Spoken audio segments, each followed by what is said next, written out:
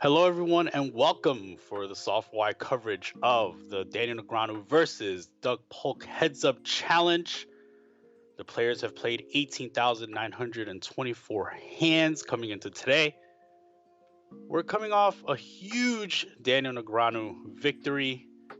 Doug Polk's lead is now 613,000, so he's peak incinerated. And I am alone for about an hour. At least that's what I've been told. Berkey could just not show up, and that's perfectly fine with me. But for now, as scheduled, we will be playing, or at least covering this for 2 hours minimum, and then we'll see what happens. Generally, the players have played significantly longer than the 2 hour minimum, but we'll see.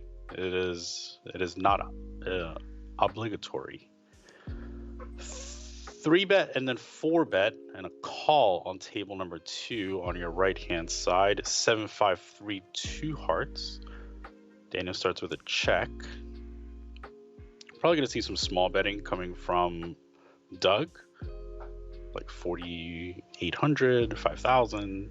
There is 4,100.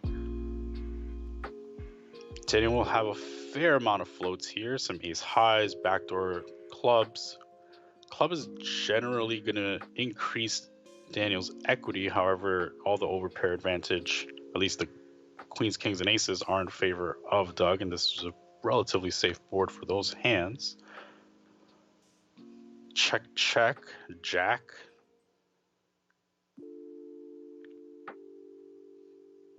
Daniel will have some jacks.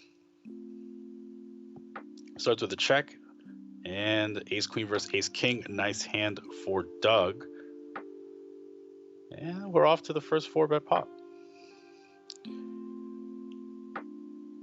Daniel coming off of a big win. Would like to see that. Like to see that build today. It's one of those days where I think it's if Daniel can do another win, like call it 100K. I think he's in business, man. It's one of those kind of make or break days, so to speak. Doug starts with a limp. This is probably a misclick. Although he also limped the other table as well. This is very strange. I'm not sure if this is on purpose. This could have easily been just a misclick on both tables. I don't see him incorporating the strategy, although I'm not sure. I guess we'll keep an eye on it. King 8-3 goes check check, turn 7. Fair amount of available bluffs for both players. River 6. Sorry guys, I'm a little bit in shock that Doug has limped both tables right now. So he limped with pocket deuces on table 1. And 10 high is good on table 2. Is this Doug Polk? What happened? What's happening?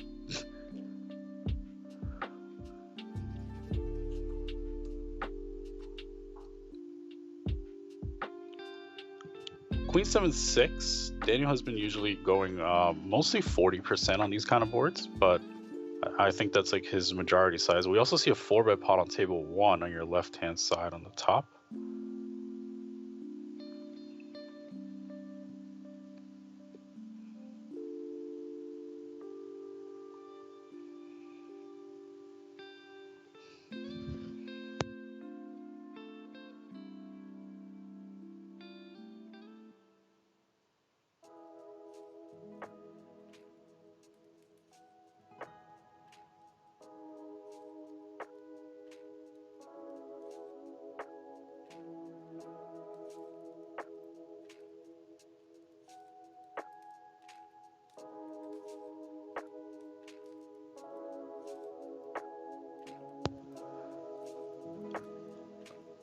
Pretty interesting limp game. I'm curious if that's just gonna stay or if that was just a one-off kind of situation.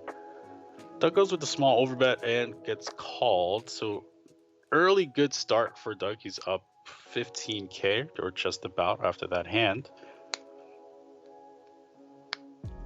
Raise call, Jack 8. Daniel starts with the quarter pot and takes it down. It's pretty good board to do that.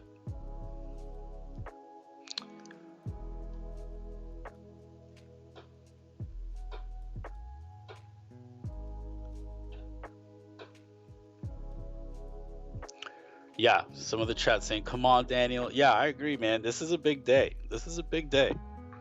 If Daniel can put together another win, it'd be pretty nice. It would be pretty nice. Another 100K win would be something not too shabby at all. But unfortunately, he's down 30 early.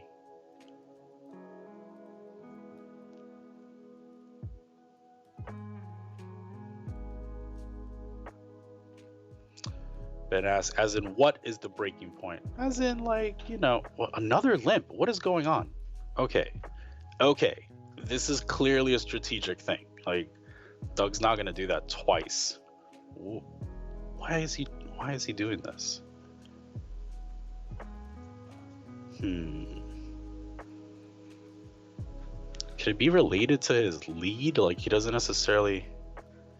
Could it be related to his lead? He just like doesn't want to play massive pots, lose the lead with this many hands left.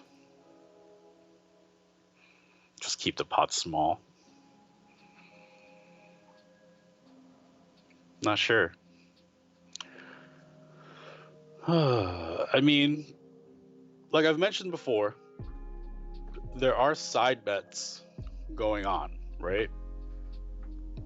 So we're not privy to what those are, but maybe Doug has, I don't know, maybe Doug wants to start a limping game, keep the pot small, higher probability he wins out, or maybe he has just added it to his game overall. Maybe it's just something that he wants to use, period. Not in accordance to the bet, but rather just in accordance to his overall game. I guess we'll have to see. I'm not really sure or attuned to what a limping heads up strategy looks like. Might have to ask my friends. I'm not sure what's going on. This is some new shit.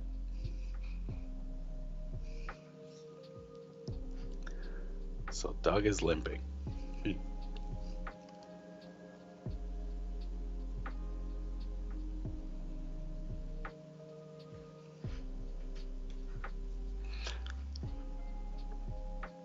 I'm a little bit in awe. I don't know. Check Doug's last tweet before the match started. Okay, I will do this. We will check his tweet. Potentially, Andre, you can pull it up as well. Let's see. He did say big strategy change incoming today. Here we go. Well, we're seeing it. We're seeing it. I guess we'll see how this develops. In terms of how Daniel's response is going to be, I expect him to use rather large open size after facing the limp, probably like a 4x, 3.5x, something along those lines. It's going to be interesting. I'm not sure. You and I are both on the pleasure of viewing this develop, because I thought that Doug would want to just build pots and continue pushing his general strategy, but this is a big shift.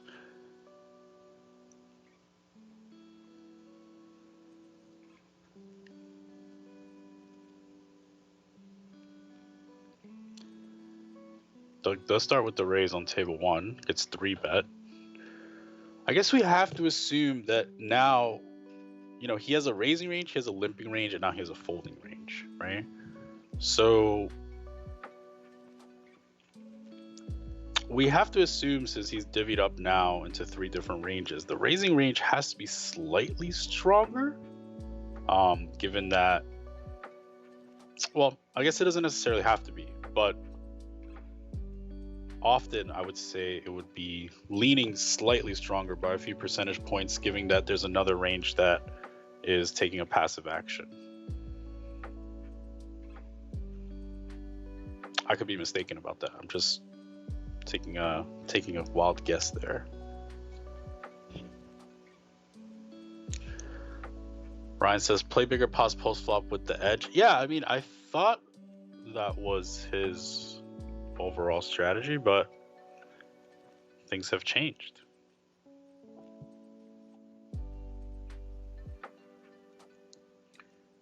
King 6-5, Doug coming in with the raise pre-flop on table 2. Probably going to start with a small size. He goes with the 40%, kind of his medium size. Queen of spades. This is probably going to bring in some big sizes and some checks.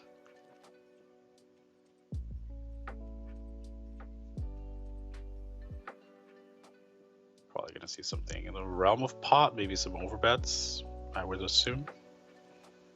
There's the overbet. Takes it down. Nice hand, Doug.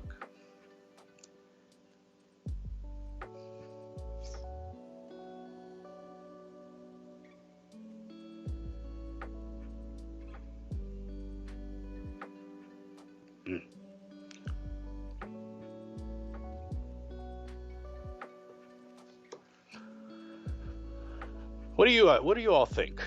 What do you all think about this limp game? I'm not sure what to think right now. I'm a little bit shocked. I did not expect Doug Polk to start limping.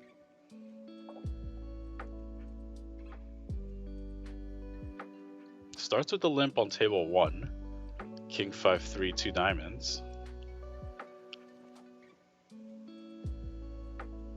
Turn overbet from Daniel after the raise pre-flop c-bet flop. Turn ace of diamonds.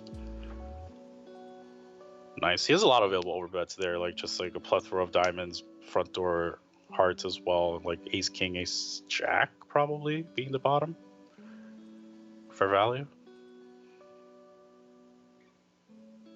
Check flop on king 5-3, turn 8.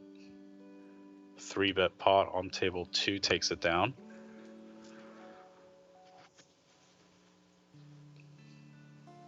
He limped ace 6 of spades. Checks down.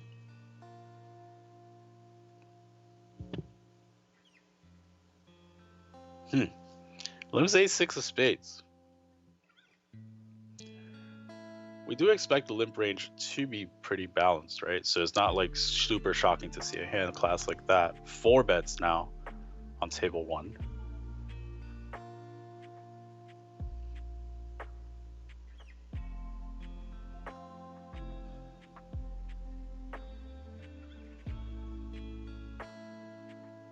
Call. King 8-6, good board generally for Daniel here. Probably going to start with something like 5K. Take it from there.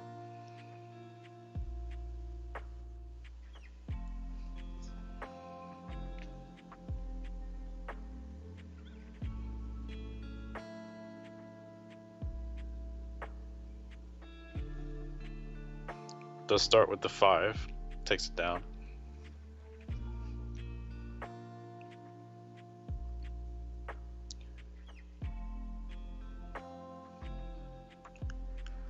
I would be curious what is going on in Daniel's brain right now, right? Like there has to be an insane amount of just like what is happening, why is he limping type of thing. I'm sure that like his team is like on it right away. But I mean, I'm a little bit surprised. Okay, so here we see the first limp and then the raise from the big blind of 4x.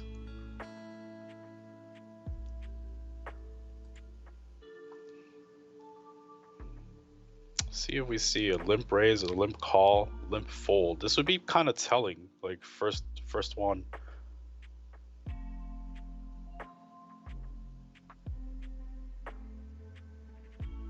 Limp call, king 7. So we did see him limp ace 6 suited.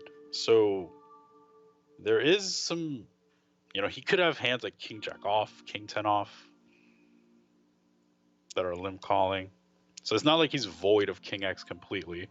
We do see a check raise on table 2. 10-4-6.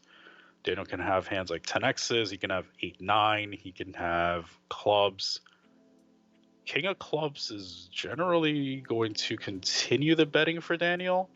He'll have a plethora of clubs. Comes with a small size. Makes some sense. He's just kind of pushing equity towards the river. He'll have clubs, but the king in general won't be favoring him as much as Doug. So he throws out the block. River is 7. Check generally means he has a 10x combo, most likely. That was a pretty quick check, too.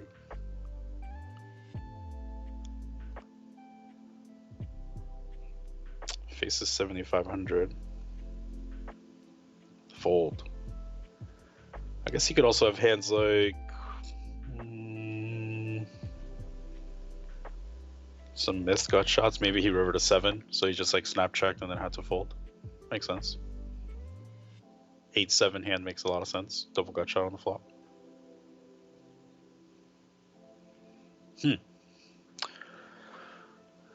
Silverlicious says, "Hi Christian, hello, thank you. Yo, where's Burke? Berkey is late, potentially getting into a game, so unsure if he will be coming.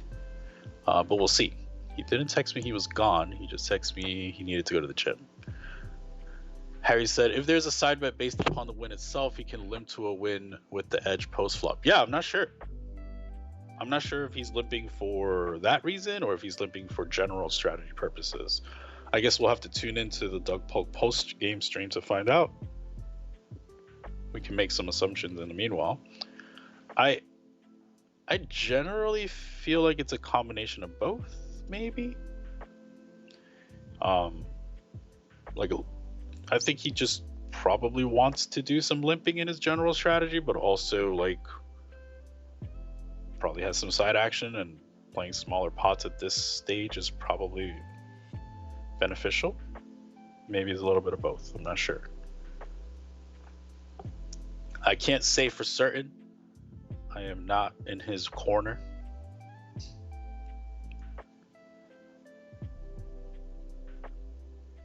But we will see a very interesting match because there's a little bit of a wrench. Then it gets called through the turn. Checks river. 5-3. Feel it. Okay. Good call down by pocket threes there from Doug. Excuse me.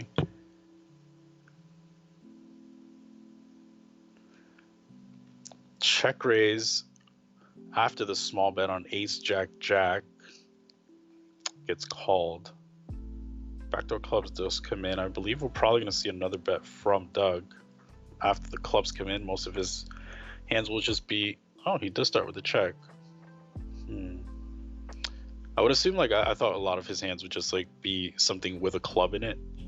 But he could also just have 2 diamonds. But I would also think he would continue those as well. We'll see how this develops. Such as another check. 10-9. I thought he would continue that on the turn, given he turned the club.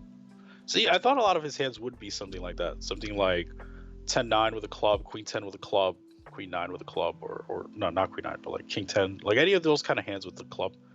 So I'm a little bit surprised to see him check, but, you know, check raise check is a thing.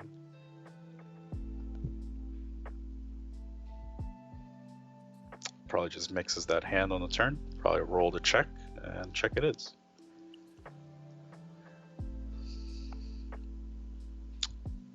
Rec asks, "Do you think Daniel will cut this session at 2 hours to study up on limping ranges?"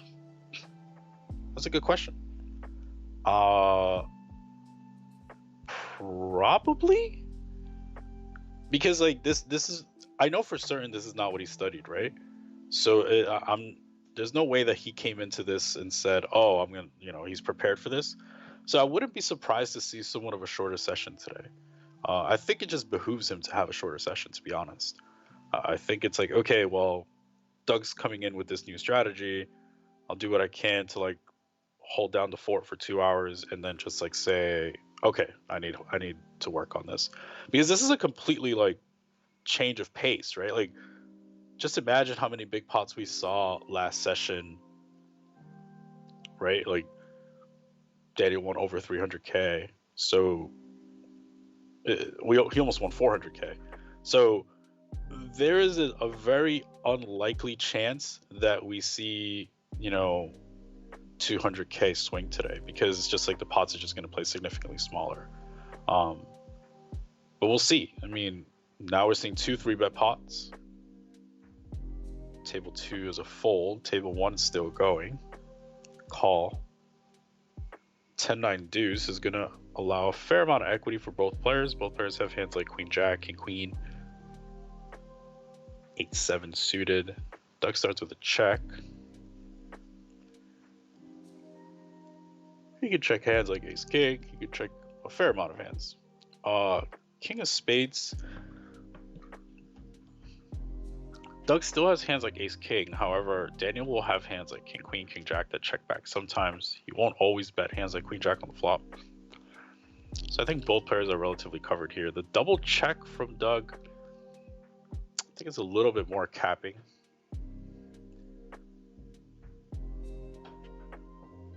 Jack 8 now fails on the river. That hand mostly will be held by Daniel. Doug throws out the block and wins.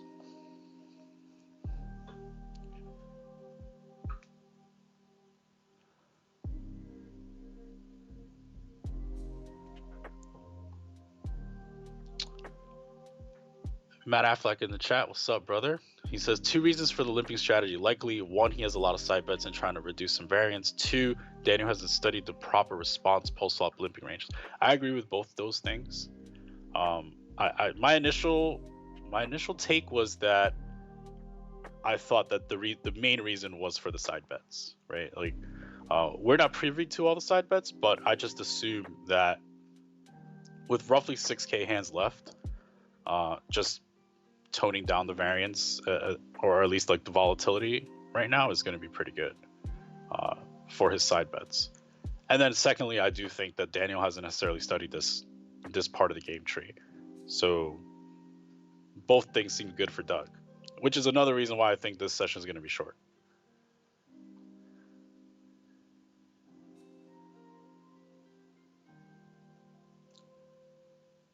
Let's see what is in there.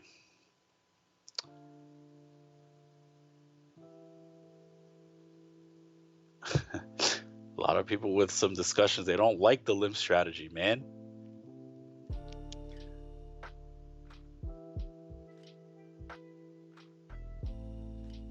Some people want it. They like, Sean in the chat says he's up 600K, so he doesn't need side bets to justify not playing big pots in the final 6K hands to win the challenge. He could also win each session limping as well. He definitely can. Listen, I don't think that what he's doing is wrong at all. Obviously, as a viewer, like, we would love to see the big pots and be entertained and all these things, but there's also some of it where there's some appreciation for Doug is a tactician. He's a tactician. That's what he is. He's gonna maneuver and win this challenge or at least attempt to win this challenge the best he can. And this is one of the things he's gonna throw at Daniel. Now it's up to Daniel to figure it out.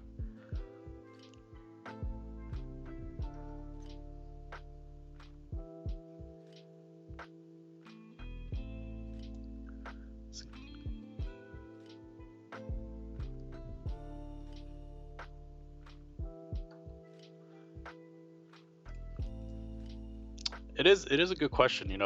Affleck in the chat says, like, let's see if Doug folds any buttons now, right? And that is a good question. I think that there's a chance he just doesn't fold almost any buttons now, right? Like, with his raising range, he was probably folding something like 15% of hands. Now that he's incorporating a limping range, that has to probably get cut down. Gets to play more hands given that he's limping.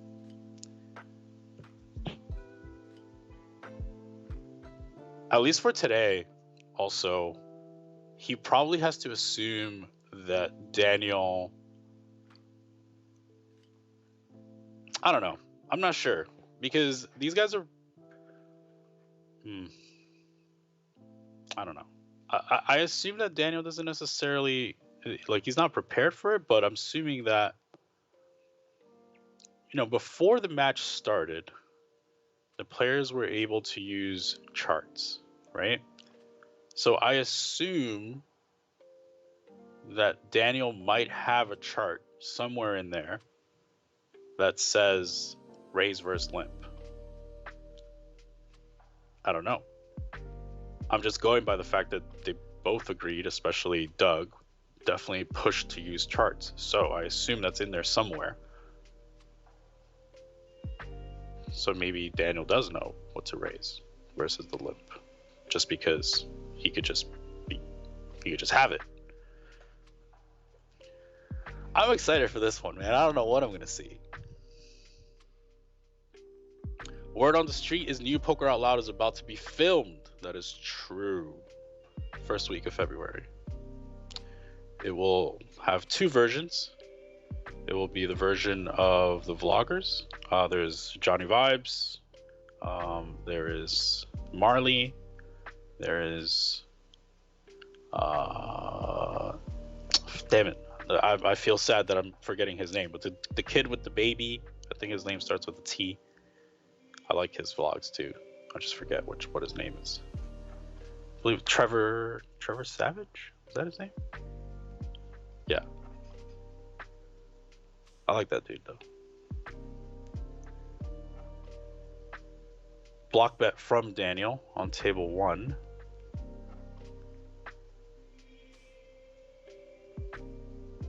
There's a 3-bet pot that's being checked down.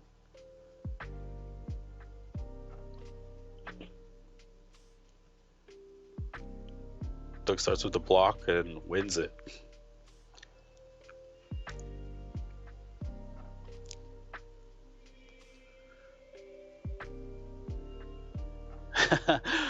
Jai Roberts says he's a wuss. He's all bluster about how much he's gonna win, and now after he got pinched for 390. He's realizing there's a chance he could lose, and now we're here with the limp game. I don't know, man. I don't think I don't think that's what it is. I mean, it does feel a little bit just coincidentally because he got beat for a big number last session, but I'm not sure if that's the exact reason. I think it's a combination of it's a combination of the two. Combination of the fact that we're gearing up towards the last portion of the challenge, and also it's another wrench in the system for Daniel to try to figure out, right? Daniel has gotten significantly better since the beginning of the match. Now Doug's throwing another portion of the game tree at him and seeing if Daniel can handle it. It's pretty sharp. It's pretty sharp.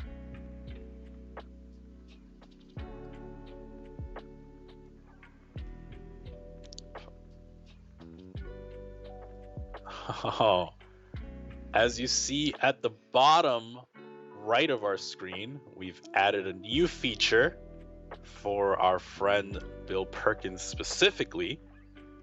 It is a ticker. It will give you the exact number of hands we are on at the current moment.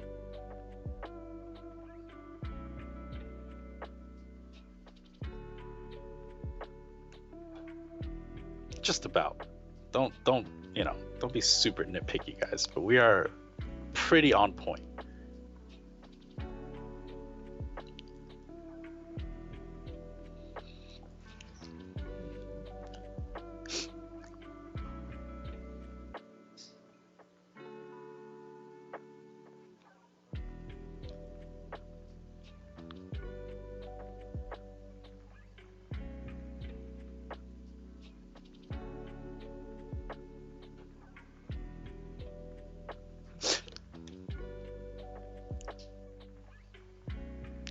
Table 1, 10, 10, 6, c-bet call, check, check.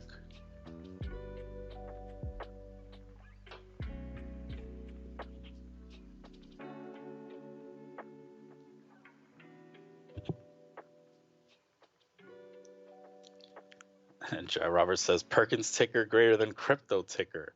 You know, everyone has their taste.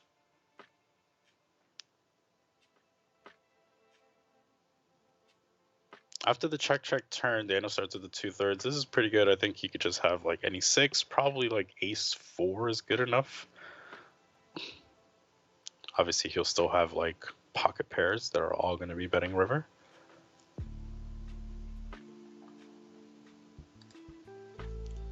Race call, queen 9-3. This has been a board that Daniel specifically has been using the 40% more often. Let's see if Doug starts with it as well. He could also have a big size. He starts with the small one. Call. Turn ace. I think both players have some coverage here. Obviously, the best aces like ace king, ace queen will be in Doug's range, but Daniel can have hands like ace 9. He can have just floats with an ace. Turn goes check, check. River queen. I think both players still have this card in range. Nothing particularly special. Daniel starts with a block.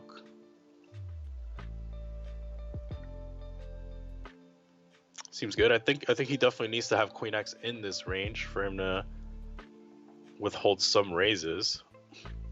He'll also be betting his hand with some ace X's, some bluffs, hands like jack 8, 10-9, nice hand. Nice hand there. Nice bet. Very nice bet. Very likely he got called by like a king high combo. Maybe some smaller pocket pairs. 9-8-3 check check turn 9. A lot of available bluffs here. These are one of the toughest spots in No Limit in terms of like Doug's situation, because he has a lot of available bluffs, right? He has to balance out diamonds, he has to balance out hearts, queen 10, 6-7, queen jack. All these kind of hands are all pretty tough, and he has to figure out at which frequency he's betting all those hands. It's definitely one of the tougher parts of the game. Daniel takes his first break. We are half hour in.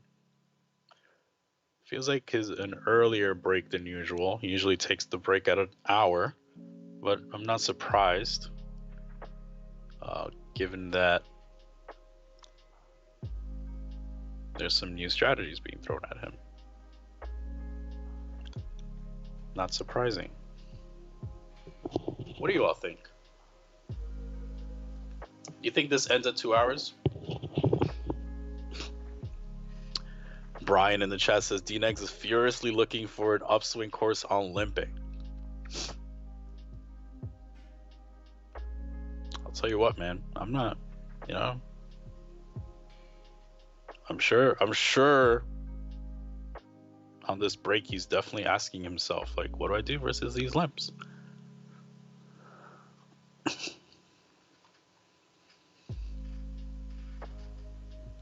Polly P says head games. Dnegs has no choice but to inflate pots and gamble to a shot of victory. This is Polk's attempt to get back in Dnegs' head.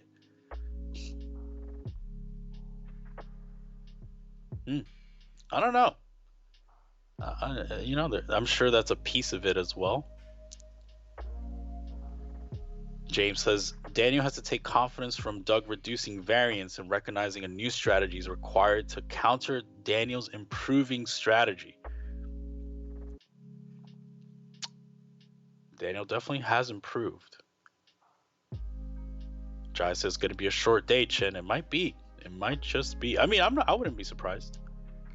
I think it's a good thing if it's a short day, because it's like Daniel has to prepare for this now. He was preparing for like 3 bets and 4 bets, and now he has to prepare for a limp. So I'm not sure what to think. For viewing purposes, I like the old game. For appreciation of strategy, this is Obviously, a nice one, right? This is chess now, right? It's like they're not just slinging it. It's like Doug saying, "Okay, I'm moving my bishop here. Your move." Hish in the chat says, "Hello, Chin." Hello, Hish. Thank you for joining us. Soto, please give Berkey your music playlist. His was whack. Are you surprised?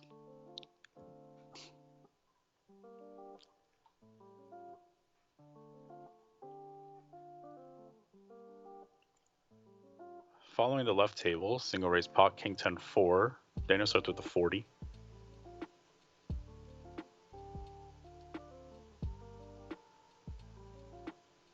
Slightly longer time bank from Doug. Probably has decisions on both tables. He goes with the overbet after the flop c-bet on table 2. This is good. He has an array of hands. Daniel goes with the overbet on table 1. Doug takes it down. Daniel takes it down. Looks like we saw the same hand on both tables, right?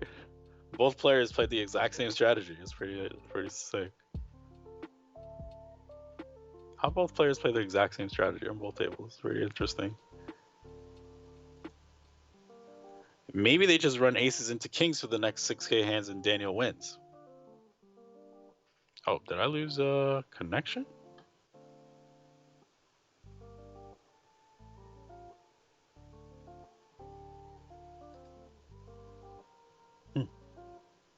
I'm back. I'm good.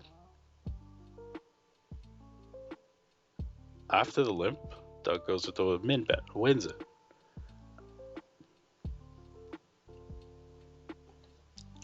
Oh man, this is gonna be an interesting last 6K hands.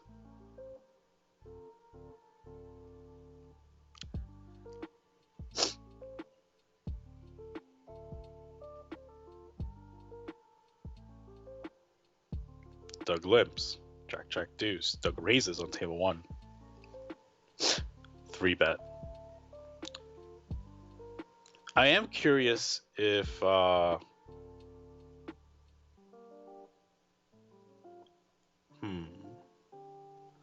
am curious if Daniel is going to 3-bet slightly tighter because the raising range is now probably less hands, right? It's not 85% or 80% or whatever. So maybe Daniel's response is to 3-bet slightly less after facing a raise. Curious.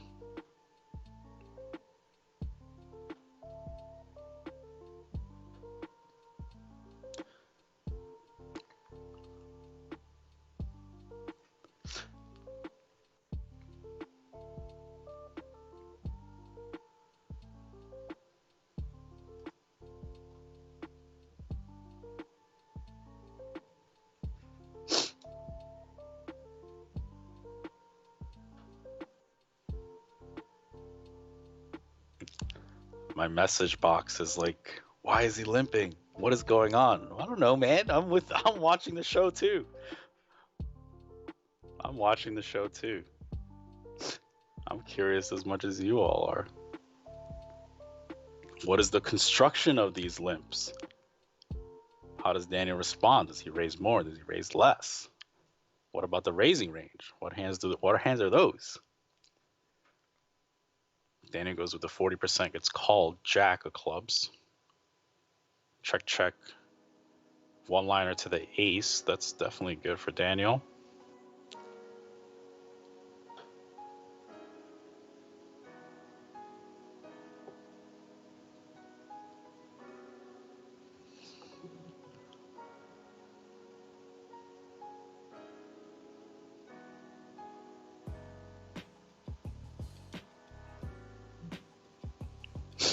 Goes with 40. Or actually, that's half. Nice hand. Ace 9-8, check, check. 4. I felt like that check was so fast. It could just be in my mind playing tricks there.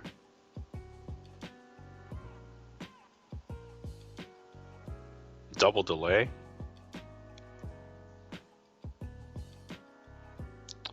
Daniel will have some king highs. He'll have some hands like 8x's, some pocket pairs that are just checking down like 7s, especially like 7s with a spade.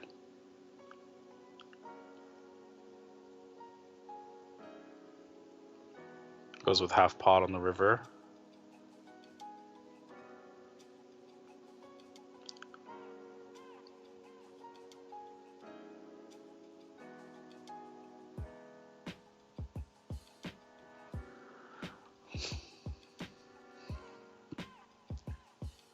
AJ says, did the ticker stop?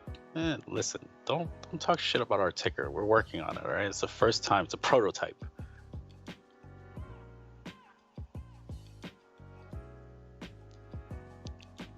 Daniel goes with the 4x. These are the most interesting pots for me today, where Doug starts with a limp and then Daniel raises, because it does give us some insight into both players' strategies. It's going to give us, like, if we go to showdown, it's going to give us an idea of what is Daniel raising, what is Doug limp calling with. 10-9-4. Have to assume Doug has a fair amount of coverage here. He'll have just like a lot of gut shots. 8-7, 8-6, queen, jack 8. Daniel goes with the double check.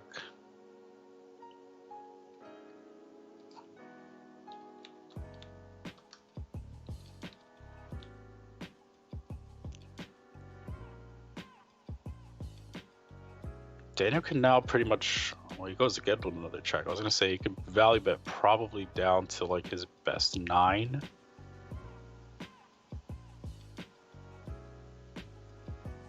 Ace-7, queen 4. Okay. A little bit of insight there. Daniel raising the ace-7 suited seems very appropriate. Doug limp calls the queen 4 suited. Both seem fine. Doug starts with another limp.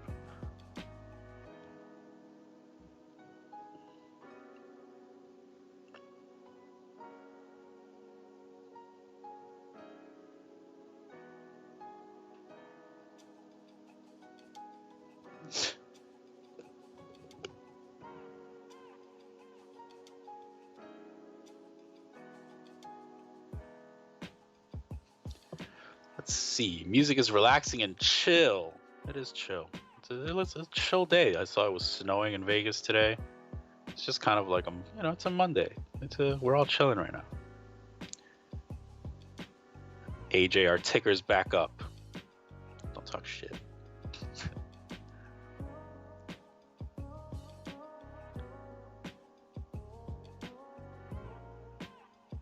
King 6, good. Raising a call 9-4-2. Daniel has been using some big bets on these kind of boards as well as some 40%ers. Does good with the check.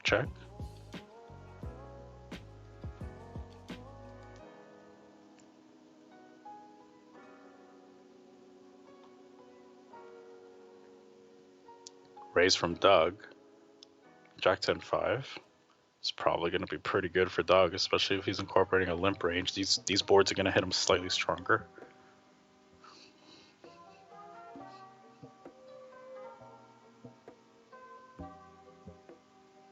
After the check down, Doug goes with the 40. Doug starts with a 40 on the right. Takes down both sides. James says, how do you counter this strategy? My guess, without any study, without just like, just like if I was just like playing someone heads up, like raw, right? And they started limping, I would assume that the raising range that they do have is slightly stronger. So I would probably 3-bet less often than if they had a strictly raise or fold range. That would be the beginning of it, and then I would have to ask, like I would have to ask people what my raising frequency would be facing the limp, because that I'm not really sure of right now. I'm curious as well what that looks like. I mean, it seems like the hands that we have seen from Daniel are very natural, but I would be curious on like the cusp hands, what those hands would be. Like what are the cusp hands that raise facing what we presume is a very balanced limp range, right? It can't just be just queen 4 suited. We did see Doug with the a6 suited. We have to assume he also has some limp 3 bets in there. So what are the cusp hands that I or Daniel need to be raising? I assume.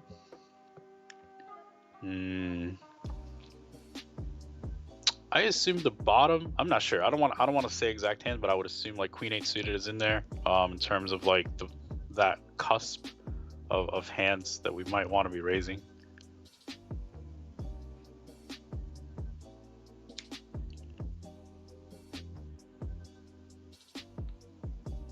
Okay, we are gonna pause our ticker because it needs an update. So we'll be back. Dneg raises larger, so Polk can't keep pop small. Yeah, I mean, Daniel needs to raise slightly larger because he's coming out from the big blind, right? He's gonna be out of position, so he doesn't want to just make it easy for Doug to limp call. Doug goes with that min bet on the left-hand table after the 5 pairs. Now goes with the check. Faces a pot-size bet. This is representative of a pretty good hand or nothing from Daniel, right? Daniel won't have a 6 for this size. It's just going to be either like a 5 or straight or maybe some overpairs.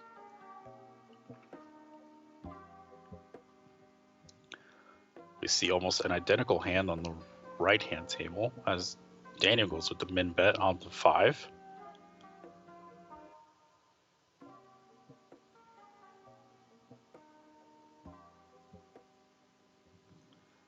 Ace high good.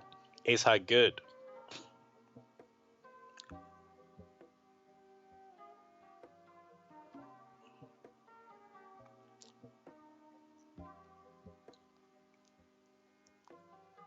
%. Actually, no, this is bigger.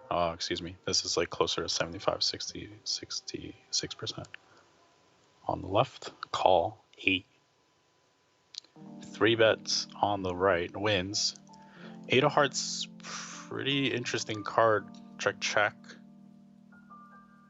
Board 4 lines to the 7 now. Another good card for Doug's range. Doug could come with some block bets. He could also come with some big bets here. Hands that do check will be like an 8, maybe a 6. He also has some traps.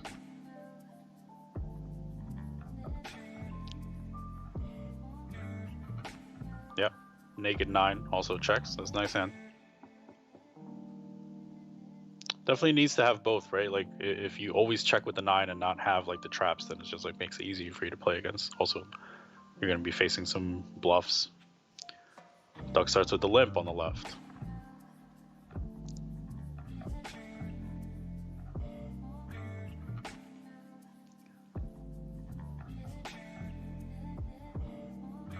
After flop c-bet check check, Danny goes with a pot size bet. I like this size.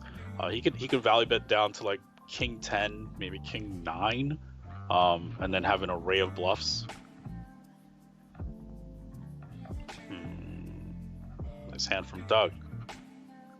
Doug definitely doesn't want to raise that hand on the turn after facing the pot size bet. It looks like Daniel, given speed of check on river, probably rivered an ace. A hand like ace 10, ace jack makes a lot of sense with a diamond.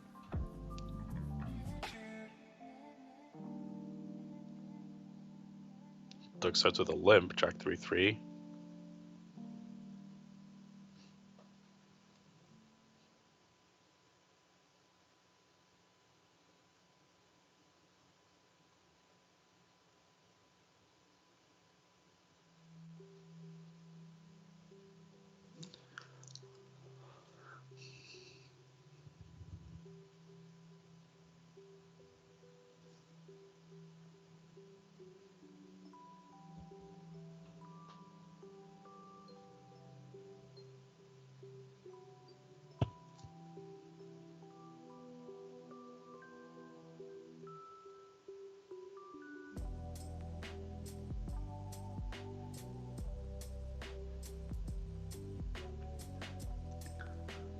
Raise call. Ace queen 6. Daniel can have all 3 options here: small, medium, and big. Goes with the medium size, 40%. These boards do get some big bets later if things go well. It's not necessarily a card I think we're going to see it on. Check, check.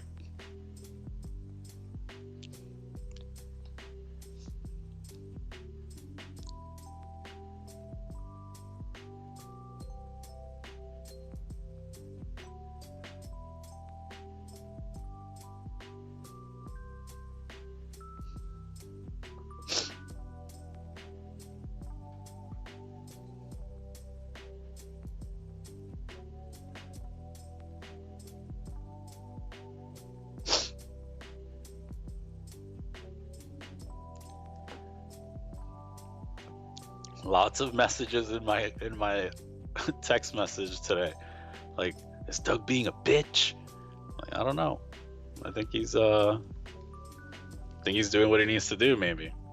It's just interesting to me. That's all it is. It's just interesting to me, the reasons why he's doing it.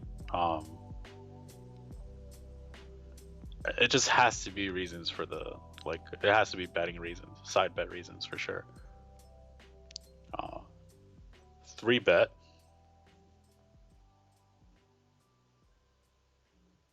Four bet. I assume this is this range is probably still intact in terms of what Daniel has here, because I don't think the 3 bet range has changed for Doug. It's called Queen 8-6, 2 spades. We have seen some leads here from Doug before in 4 bet pots. Not this time. He goes with the check.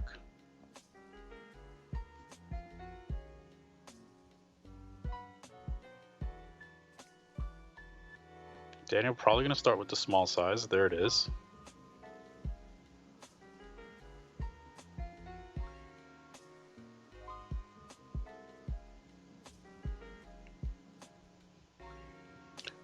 Definitely a better card for the top of Daniel's range. Some backdoors are coming in now, though, for Doug. Daniel usually has gone small here. Oh, here he comes with the 3rd. Takes it down. Nice hand, Daniel.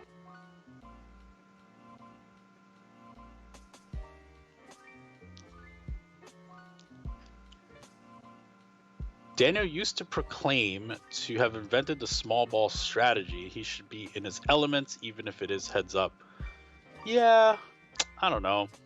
I mean, you're not wrong about that. He definitely has said that before.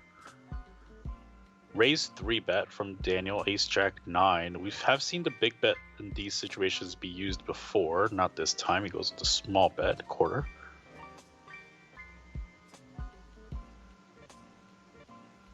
Call 5. Some big bets do come out here. Can see a fair amount of checking as well. There it is. I believe this is going to go check check at very high frequency.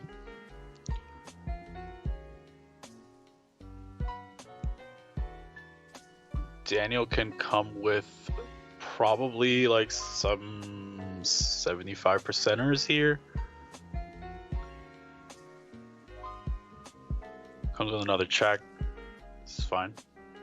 Some weak ace X's, some jack X's are all gonna check. Some give ups are gonna check as well. Like a 9. Doug goes with 2/3. Nice hand.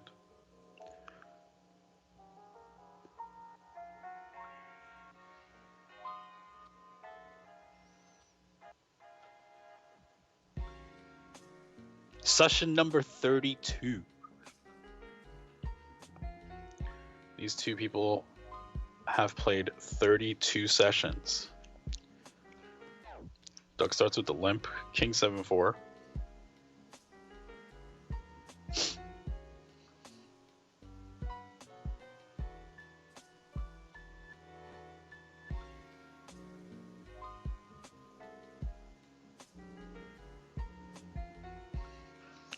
Daniel goes with the pot size bet on the turn on table 1.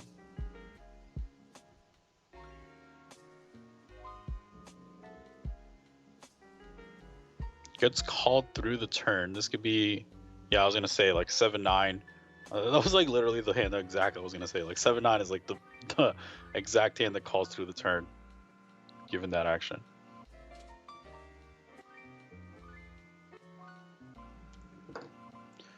Raise from Daniel on table number 2. 3 bet.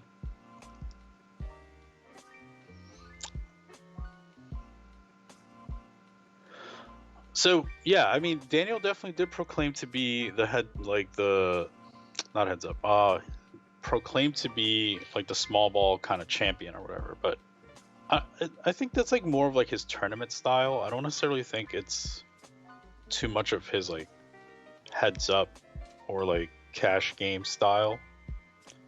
Definitely think it was more of a tournament thing for him with that. After the limp, Daniel starts with a min bet on ace 10 deuce 2 diamonds. Not sure if how much he wants to do that. Like he doesn't have, so the problem I see with the min bet on the right table, and I could be completely off base here, so I'm like humbly saying this, is that he's void of suited hands and he's also void of ace X's. Like in terms of like the proportion of those two ranges, right? Like the proportion of suited hands from Doug versus Daniel definitely has to be in the favor of Doug, because Daniel's going to be raising suited hands at some frequency, right? Also, ace X's are going to be in the favor of Doug, because Doug is limping ace 6 suited, and Daniel's not going to be checking hands like ace 6 suited. So both the ace X's and the suited hands are both in the favor of Doug, which means that Daniel really shouldn't be min betting a board like ace 10 deuce monotone. So I was a little bit surprised to see that from Daniel. And now, of course, I could be like, I haven't studied the spot like as in depth as potentially these two players have or will have or will be. So I'm just kind of talking based on like what I see, just raw, right?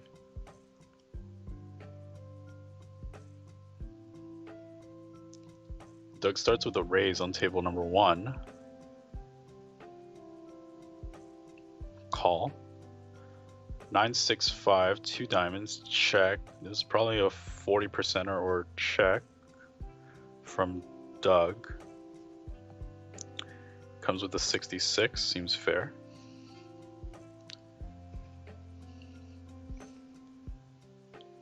Call and a deuce of diamonds. So we have to remember that the raising range from Doug is also slightly stronger now. Or at least, we're not sure, but we're taking a guess that that's the case, given that it's split now between a limp and a raise. 4-liner to the 7 as well as a 4 flush. Could see a fair amount of checks as well as blocks from Daniel. He does check the queen high flush. I like this. It's a good hand to check. Be trapped. Trap there. Daniel comes with half pot.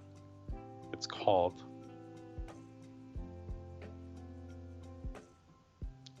Queen good.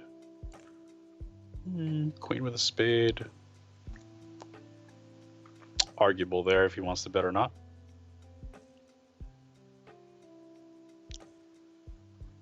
Another limp from Doug. King 10-3. There's a raise from Doug on table number 2 as well. We're probably going to see a range bet on King 6-3 on table number 2. Now we're going to figure out what Doug is going to choose on table number 1. We do see the range bet on table number 2. Min bet 400.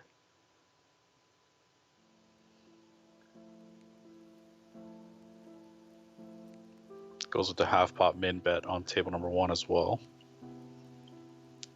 Gets peeled on both. 4 of spades on table 1. Comes with a pot size bet. Doesn't choose to overbet because 5-7 is still present in Daniel's range. I like that pot size bet. Nice hand. Check check on table number 1. Daniel comes with a 3rd. I like this. He could do this with any 10 for certain. Ace 5 is good. That's a very nice bet. Very nice bet. Best 5. I like that bet. That's very, very good. Extremely good.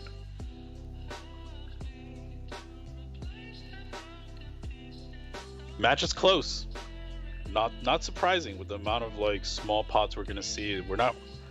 It's unlikely we see too many like massive swings today.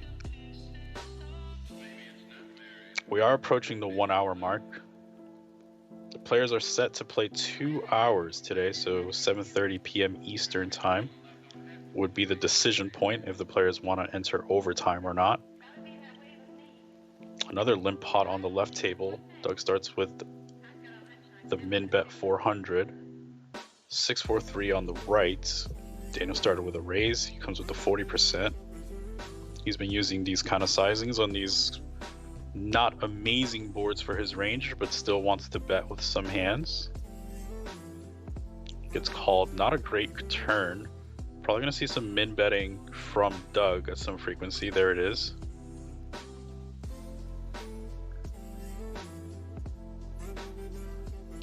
Doug 3 bets on table 1. Gets raised on table 2. This is a pretty spicy raise from Daniel. I'm curious how linear this raise is allowed to be, right? Like, is he allowed to raise like 9s? I'm not sure. That's a question. That's a good question, I think. Doug takes it down on table 1 after the 3 bet. Is he allowed to raise 9s there? For like value protection type of thing? I don't know. It feels spicy. Feels like maybe not. I don't know. It's a good question. I'm gonna ask my friends.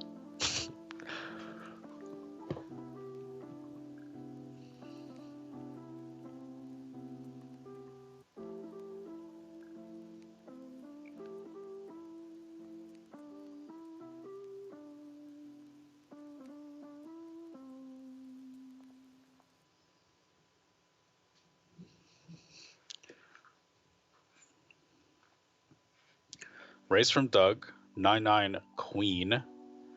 Daniel wins a small one on the right hand side.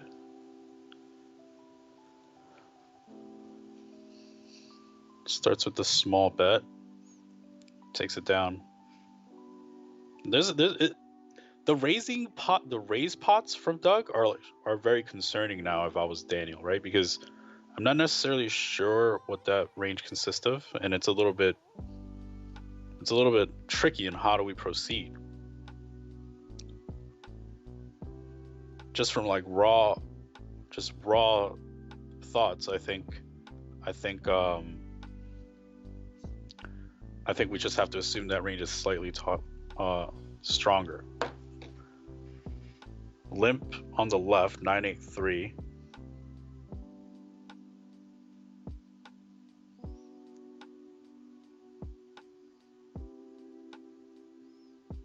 Nice hand, Doug. Doug starts with a slightly bigger than min bet this time, given the board. Gets check raised. Daniel can raise a fair amount of 9x, some gut shots. Nice hand. Yeah, I mean, there's so many hands you can have there. Daniel comes with a 4x after the Doug limp. Doug limp folds. It's the first limp fold I think we've seen from Doug this time. So he does have a limp fold range.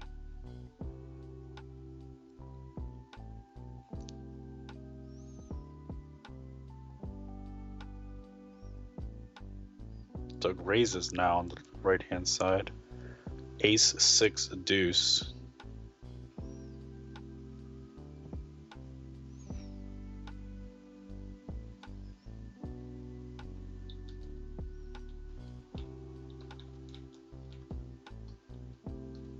Have we seen any overbets from Doug today? I think we did see one. Both players kind of played the same hand on, like, very similar hands on both tables, where they both overbet on like the King 9 XX board, which I think both players played that hand well. But I think that's like the only overbet we saw.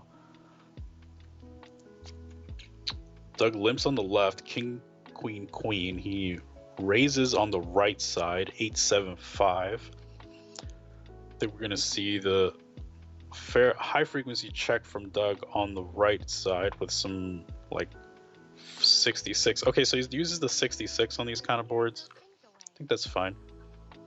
He goes mostly 66 and check. Gets check raised.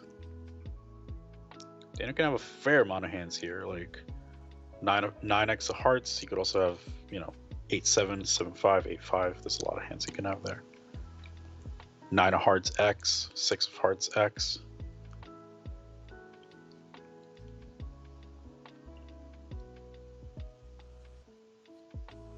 Ace Queen 6. Dana starts with a small bet. 4. 4 is green light for a lot of big betting if he wants it. Could also check back.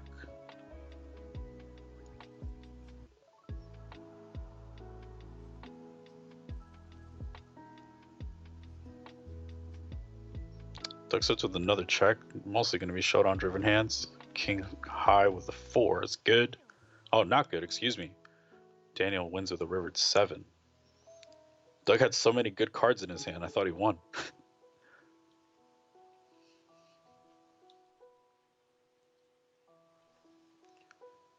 E from Austin is in the chat. What's up, E, man?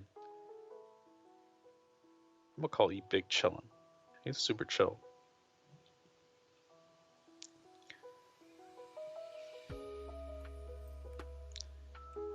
So keen to see Doug torch another 400 today. It's gonna be tough, man. He's not playing any. He doesn't want to play big pots today.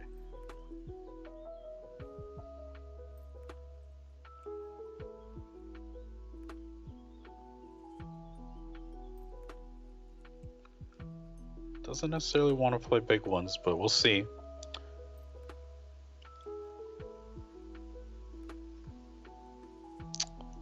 Raising a call, king 6 deuce, check, check, jack. This board has checked down on the right hand side as well after a raise pre-flop. Doug starts with a 2/3 turn probe, takes it down. Another sit out. Doug wins with king high. Another sit out from Daniel. This is sit out number 2. So it looks like he's taking breaks every half hour. James, is Doug likely to implement this strategy for many sessions? I think it's a frustrated Berkey would leave the table. I don't know, man. I don't know. I think it's smart. Is it his most profitable strategy? I don't know. It will depend on the side bets. I think that's the thing. Like, we're not privy to the information of the side bets, so we don't know if this is the optimal strategy. We have to just assume that Doug is sharp enough to know that this is. On the other side, in terms of, as a fan, in terms of how much shit he's been talking, in terms of all this, like, I'm going to beat you down, all this shit, this feels a little bit pussy, but I don't know. Maybe this is just, at the end of the day, Doug wants to win money, right? So maybe this is the best way that he wins the money. I don't know. Some people would say 600K is a beatdown. I don't know. We'll see. There's 5,000 hands left. Is he going to limp for 5,000 hands? Yo no sé.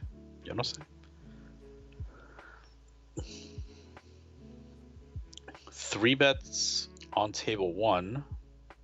Daniel did just 3 bet also on table 2. Ace Queen 8.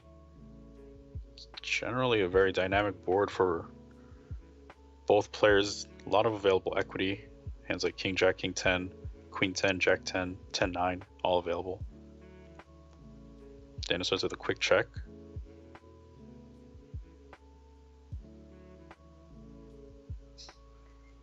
Doug starts with a half pot. This is interesting too. I feel like he's been mostly going smaller after the three better checks, but he goes with the half pot that time.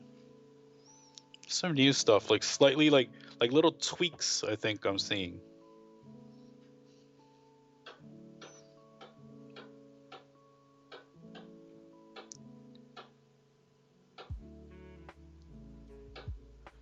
New to heads up, the button should have the widest range, right? Well, it depends. Nice hand from Daniel, excuse me. And this spot is a little bit different. Remember that the big blind has 100% of his hands, and the button does not, right? So the button is choosing to put money in the pot to enter the pot. So they generally won't have a hand like 7 deuce offsuit. But the big blind has 7 deuce offsuit because they have every single hand in the deck. They were just given 2 blind cards.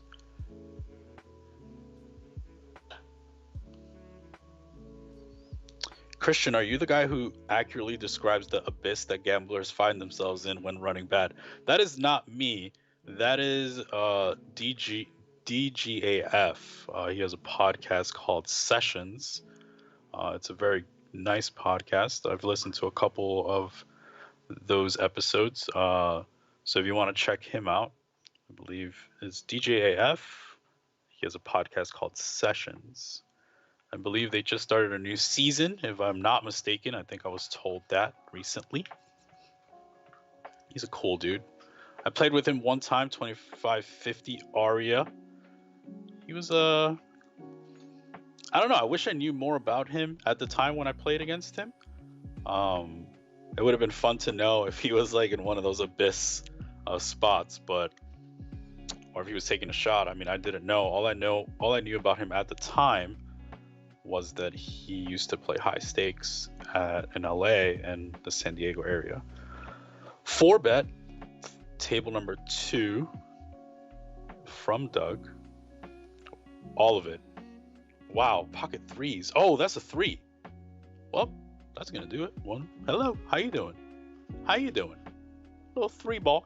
Hello.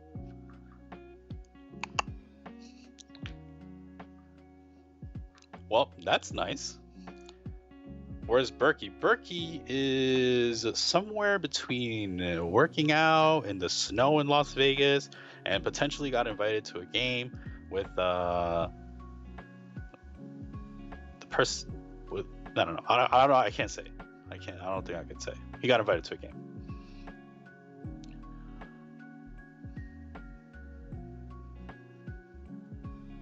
So, I saw the ticker move. The ticker did move. Hello.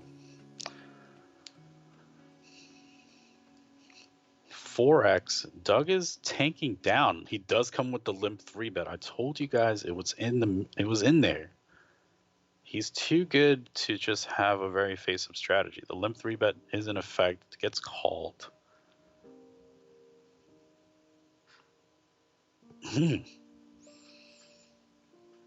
Check. Triple wheel board. Triple wheel, 2 flush, 3rd pot.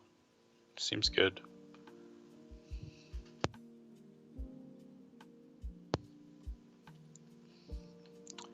Gets called. Backdoors do develop. Probably going to see a fair amount of checks and medium to big betting from Doug here. I expect like 12K if a bet comes in.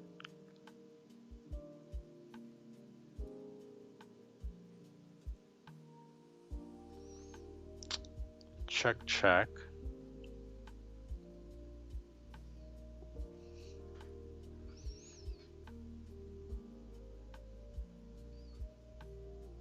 Daniel has some options here. Comes with a block.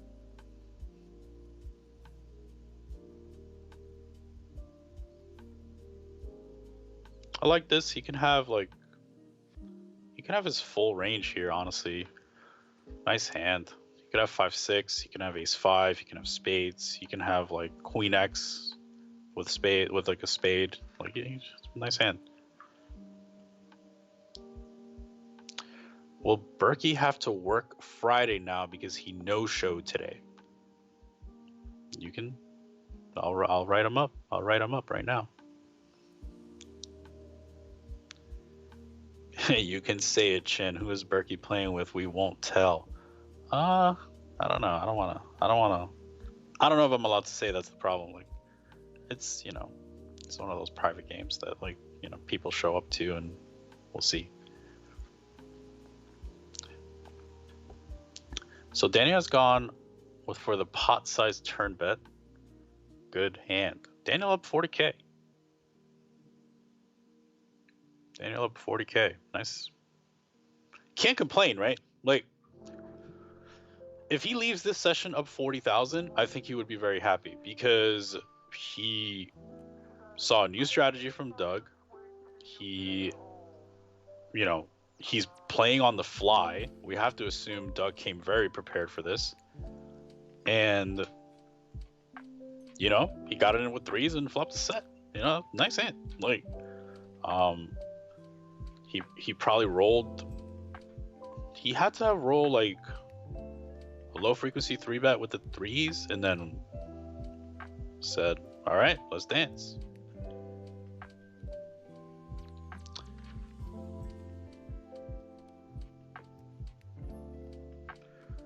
Pauly P says, "And heads up, the main strategy is for the button to almost always raise. So if it's a default, basically, shouldn't the other player have more of the premium hands?" No, because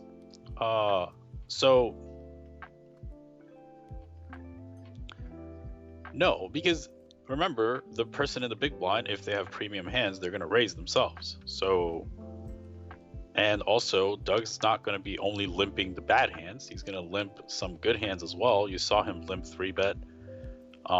He could have just limp 3-bet something good. You know, like, Doug's not going to be so face up that he's going to limp trash and raise good hands. He's going to be mixing those situations fairly well. So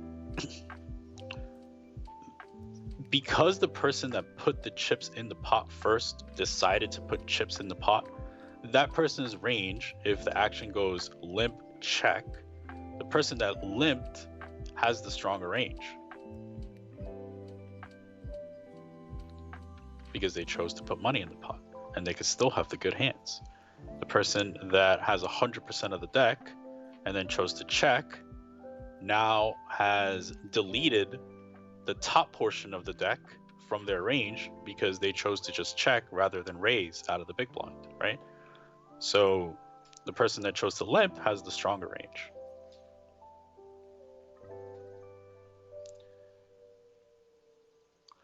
Brock said, "Chin, did you cringe when Daniel and Doug first started the match? Heads up, they talked all this smack online, then try to act like best friends at the table. Cringy." I was not a fan of the live match and the friendliness of the live match. I will say that. I wouldn't have done that, but hey, all the chips. Daniel repping very nutted. Can have 8-9, Jack. He's king, of course. Ship it. Ship the money. 50K.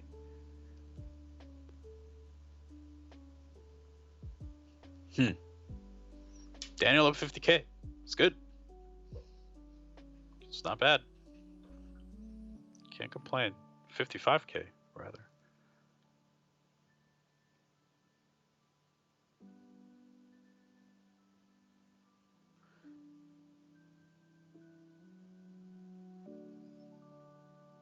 Daniel comes with the 2/3 lead after the check. Jack. I think both players have this, but Daniel also just has like 8-9 that I don't think Doug has too often. Also has some sets. He comes with the block bet. I like this a lot. He could be super protected here with like some block 3-bets as well. Like if he had a set of 6s here and just like river to house, blocking is pretty nice because it's really tempting for Doug to raise his Jack X hands. If he has a hand like 7-6, it's also pretty nice to block 3-bet and just like pretty cool.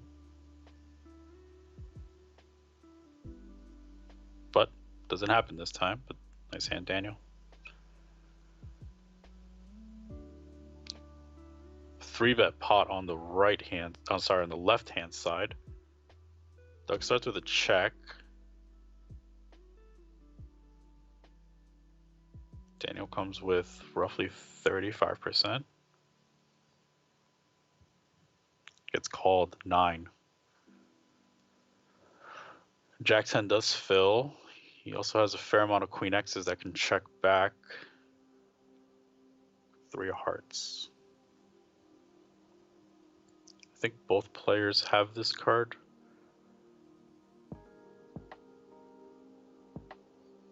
Another check. 2/3. Daniel can value bet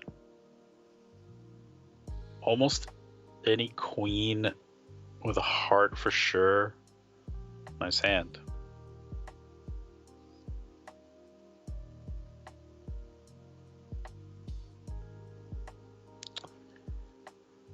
Matt says, limping pre will keep the pot smaller pre-flop in general. Obviously, Doug believes his edge post-flop is greater than his edge pre-flop. I believe that is his main reason for the strategy change. Yeah, but I think, the game tree doesn't necessarily end, or the game tree is not divided like that, right? Like, if he has an edge post-flop,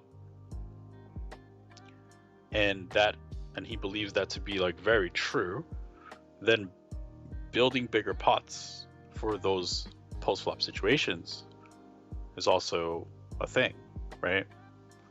So yes, I agree that pre-flop, I think that both players they're fine. It's a toss-up, right? They both play pre-flop very well. If Doug believes that he's significantly better post-flop, then building the pots is going to be pretty good. I don't think the game tree is like divided into like super like pre-flop is here, and of course that's a thing, but it's a continuous spectrum.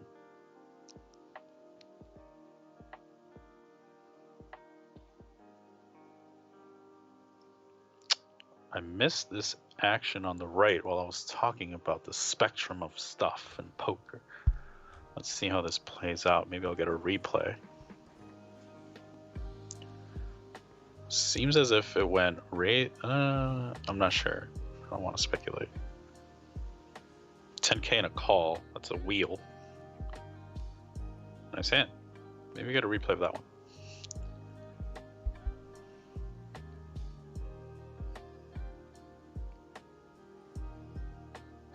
It's going to cut a little bit into Daniel's lead. Let's see how this hand played out. Starts with a limp, 4x, call. Queen 5-2, 2/3 call.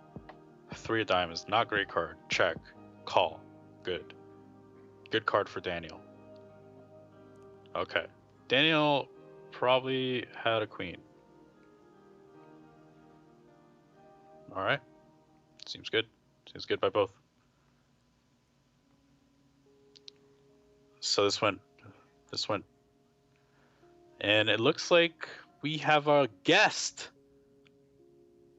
Matt Berkey has decided to join us. Nice to see you, man. I thought you weren't going to show.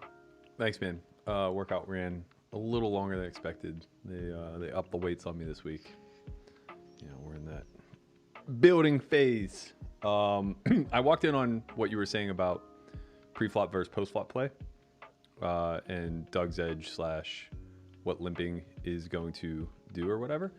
I think that what you said is all very true. I think the thing that you overlooked is that the function of limping is to keep SPRs deep to realize post-flop edge.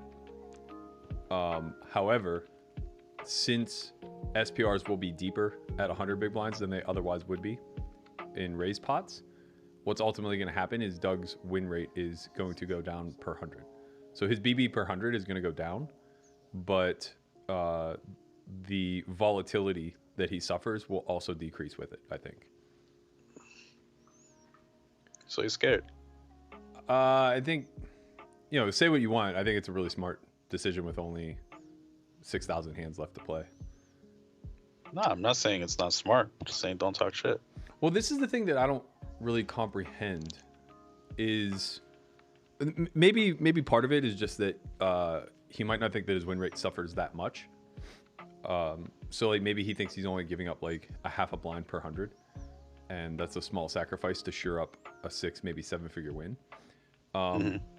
But alternatively, what I imagine has to be true is that he is just infinite inside bets. Yeah, that's what I think has to be. Yeah, I just don't see another reason why, right? right, Like because he's willfully giving up his bottom line to some degree, not largely, right? He still has edge for sure, but he's willfully sacrificing his big blind per 100 to some unmeasurable amount, and it has to be because the side bet of just winning the challenge is worth a lot more, or the risk of losing the challenge is greater than what he could possibly, like greater than the gamble of trying to run this up over $1 million, right? Because he probably have like big prices. He might have like, he might have 5 or 6 million on the side to only win $1 million, or to only win a few 100,000, whatever, depending on what price he got. Like he probably laid the wood when Daniel was only 4-1. It's all right, man. just tick away, Daniel. 40K a day. That's right. It's over. I don't Doesn't know. matter. I don't know. I don't think that they have 12 sessions left. I think it's got to be more like 100K a day. Don't worry, Daniel. Play slow. Really think these spots through, man. Really take your time. Yeah, because like ultimately what happens is, so I think that the initial notion is that when button limps, ultimately you start playing small pots in position and large pots out of position, and that may be true to some degree, right? The button is going to raise, so Daniel's going to raise his button more often than he's going to raise out of the big blind, of course. But it's not so necessarily true, because you're still in control of the pot post, and you'll have limp folds. So like, or sorry, you'll just have folds to the button open and things of that nature. So it might be that you might only be playing like a third more pots that are large out of position than in, and it forces Daniel into a weird spot where like it's kind of handcuffing never having a 3-bet range pre, right? Like if his opening range from the big just becomes his 3-bet range, the other thing that occurs is Doug can start playing more hands too. Yeah, I don't think he's folded a button yet. Right. I think he's just like playing all of his hands. Yeah, so he can recoup a little bit of edge there too by going from 83% button VPIP to 100. Yeah. We'll see. I think it's I don't know. fascinating. Yeah, that's one way to put it for sure. What have Daniel's gonna be opening sizes been 4x from the big? From Yeah. I'll be curious. I don't know enough of what the proper counter strategy is there. Like I don't know if you're supposed to. To me, it almost seems like you should be raising small. I don't know. I'm all I know is that when Doug raises and we 3-bet, I feel like we got good hand. I don't know, man. He might just be trying to steer into it. Like he needs to win like 85,000 a day. Seeing these matches now, like we saw the conclusion of the chance match. We saw the conclusion of a couple of these heads-up matches. I think that the end of these matches is like a little bit. I don't know. It's not pure cash game, right? It's like there's like ICM and there's stuff that's like kind of weird. Well, I think in the that, Gelfa like, ones for sure, because we knew of side action. We don't know what's going on here. Yeah, but we know there's side action. We just don't know the numbers, right? The numbers but matter we know a lot, it though. exists. Of course, for ICM calcs. But when we see a massive deviation like this, we know it's not a small number. Right. We have to assume it's a number, right? It's a number that matters. Yeah. So I don't know, man. It just all right. I just feel a little bit like it's not pure. Like it's just not. I understand it, and I'm not knocking it. I would do the same thing, you know. I'd be like, okay, like you just have to win, right? Like win at all costs. I remember during the Venividi challenge, I was initially in the camp of, come on, man, like you're not just gonna blind out the final 700 hands because you haven't a lead. And the reason I was in that camp is because Venividi was winning, right? Like I didn't care if Galfond blinded off the last couple hundred because he's the hero. He's the guy I want to see win. Of course, I want him to play strategically sound as possible. But like when we were coming down the home stretch into like the last day, and Venividi was still slightly ahead, and there was it was riveting because there was a point where it was like if Phil loses 1 3-bet pot, that's it. It's over. It's match, right? And he was just tiptoeing on that fucking line where it's like, okay, he 4-bet here. This is the pot. Like Phil doesn't drag this, match is over. Phil wins this, and suddenly we're playing hundreds of more hands. And like that was exciting, and it really swayed my opinion on the endgame strat. Like it really made me happy that was a part of it, because it was fascinating. Like how about with 5,500 hands left? Right, that's the thing. Like, well, Doug doesn't have a big enough lead. But like what Doug is doing is what Venividi failed to do. Doug had changed his strategy with 5,500 hands left and a monster lead, whereas Venividi was still just playing normal until it was too late. Like he started working in a limp when it was way too late. Phil had already started the comeback train, and it was very clear that there was no way that he could reduce variance to get back. There is a big pot brewing on table number 2. Oh, hello. Seems like we'll need a replay of this as this gets interesting. Backdoor flush does fill. Boats are available. 8s, 6s, 6-4. Flush. 55,000 going up, my man down in the ground. How you doing? How you feeling? Canada, baby. Hello. Did the river go check back? Yeah. So this is something else that I think it's just a comment. Like this is no criticism whatsoever, but I think that we're getting to nut crunching time where there are so few hands left. By the way, look at Andre. I don't know if you've even mentioned this, but he built a ticker that is counting the hands in real time. I'm sure you covered it. Hey, got to give a little bit of props to my man. All right, bro, we mentioned that like 27 times. I don't give a shit. Mention it again. Pay attention. It's like saying like, subscribe, and comment below. You just never can say it enough, right? Like when somebody does something that outrageous, you give them fucking props. But what I was about to say is we're getting to nut crunching time where Daniel has no desire whatsoever to protect his strategy any longer, and like open ripping that river, though strategically is a 0% probability, just fucking do it. Just do it sometimes, right? It's just like we just have to win all the fucking pots. Somehow, some way, we just got to find a way to do it. It's interesting, man. It's going to be an interesting strategy coming down the stretch now. I did say that I think this, given the new strategies, I think that this match is going to end early today. It just feels as if you don't really, like, one person's way more prepared, right? It's just simple. Yeah. Like, one person's we don't know. Prepared. Maybe Daniel and his squad were ready for this. Unlikely, man. It just seems like this, like you weren't expecting this from Doug. Like there's no way they came into today saying, "Oh, Doug's gonna limp." Like it's just unlikely. I mean, maybe there's a chance that like they thought that. I mean, yeah, we've been saying for sessions that Daniel needs to ramp up the volatility, right? And then he goes on this tirade on his post-game interview, talking about how he's a monkey smashing mouse buttons. You know, he kind of poked the bear a little bit, dared him to sacrifice a little win rate for the sake of winning the challenge. I always knew Doug was the real coward. I would be interested to see if they work on an alternative strategy that has varying raise sizes out of the big blind, right? Because I don't think just doing an average of 4x is really all that incentivized. What do you think? I feel like we want to be raising. So, like, if we're 4xing, I think the range has to be relatively tight. Maybe as strict as just what our 3-bet range is to begin with.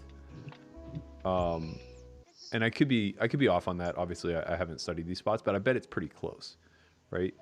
If we want to say start, especially if we want to steer into volatility and we want to start opening a few more pots, it seems like splitting that range between a big bet and a small bet, maybe a 5x and a 2.5x, and then adding hands to the 2.5x range would be a pretty good counter strategy to somebody who's playing 100% of buttons, right? If we can get to the point where like we're opening maybe 35, 40% of hands out of the small, and we found a profitable way to do so, or at least a way to do so that isn't costing us much, right? Because obviously Daniel's at a point where he's willing to lose a little bit on early streets to gain a lot on river. We're in the exploits, baby. This is the time. This is the time to see the exploitative player shine and just like outthink somebody on their feet, right? Like it's just constant on your feet counter strategies. Like, oh, okay, yo, he's limping. Let me try to see how I can duck and move kind of through this portion of the tree.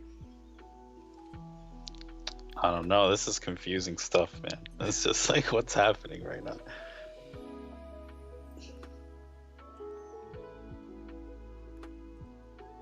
I also kind of wonder like what the early portion of the match would have been. So if they could go back and redo the first third of the match, do you think that there would have been any do you think there would have been upside to A, Daniel employing a limping range on his button to begin with, and then B, maybe reducing 3 and 4 bet frequencies by some percentage just to lower volatility while he was learning the strat? That does make some sense, actually. I do think, however, that Daniel's best game was pre-flop. Like early, yeah, like his best game was pre-flop. So, right, but few hands ended there. I agree with you, but like I think you're forgetting how much money he lost in 4-bet pots, where he was the 4-better. Yeah, it's an interest. It was a yeah. I mean, maybe that was like that could have been a thing where it's just like the first two. I don't know. I mean, if Daniel could do it again, I'm sure that he would just like take longer to start the match than like just like jumping in with a couple weeks worth of prep, you know? Yeah. But yeah, I mean, if he did jump in with a couple weeks worth of prep, like yeah, maybe keeping the pots small early was an option. Yeah, I don't know. I think that like I'm trying to think of it from a coaching standpoint. Like if I were given this this task, this undertaking, right? I think my initial instinct would be like, oh, if we do that, then he's going to go post a lot and just get absolutely destroyed because edges kind of compound. But I think if you think about that a little bit further, getting quote unquote absolutely destroyed is going to be now for like half the size of the pots, right? The pots are basically just going to be cut in half in almost all spots. So whatever he's losing per 100 variance aside is going to be drastically reduced. And I also think that because of the passive nature by which you would be training initially, one, you would build a pretty strong defensive strategy, which is very good. But two, you would almost certainly win the battle of coolers in the early going because Doug's desire to adjust would probably be relatively low. So if you're just demonstrating that you're value heavy in some spots, but he's just kind of calibrating bluff catchers regardless, like at baseline, I think that you like eke out a little bit of EV back there.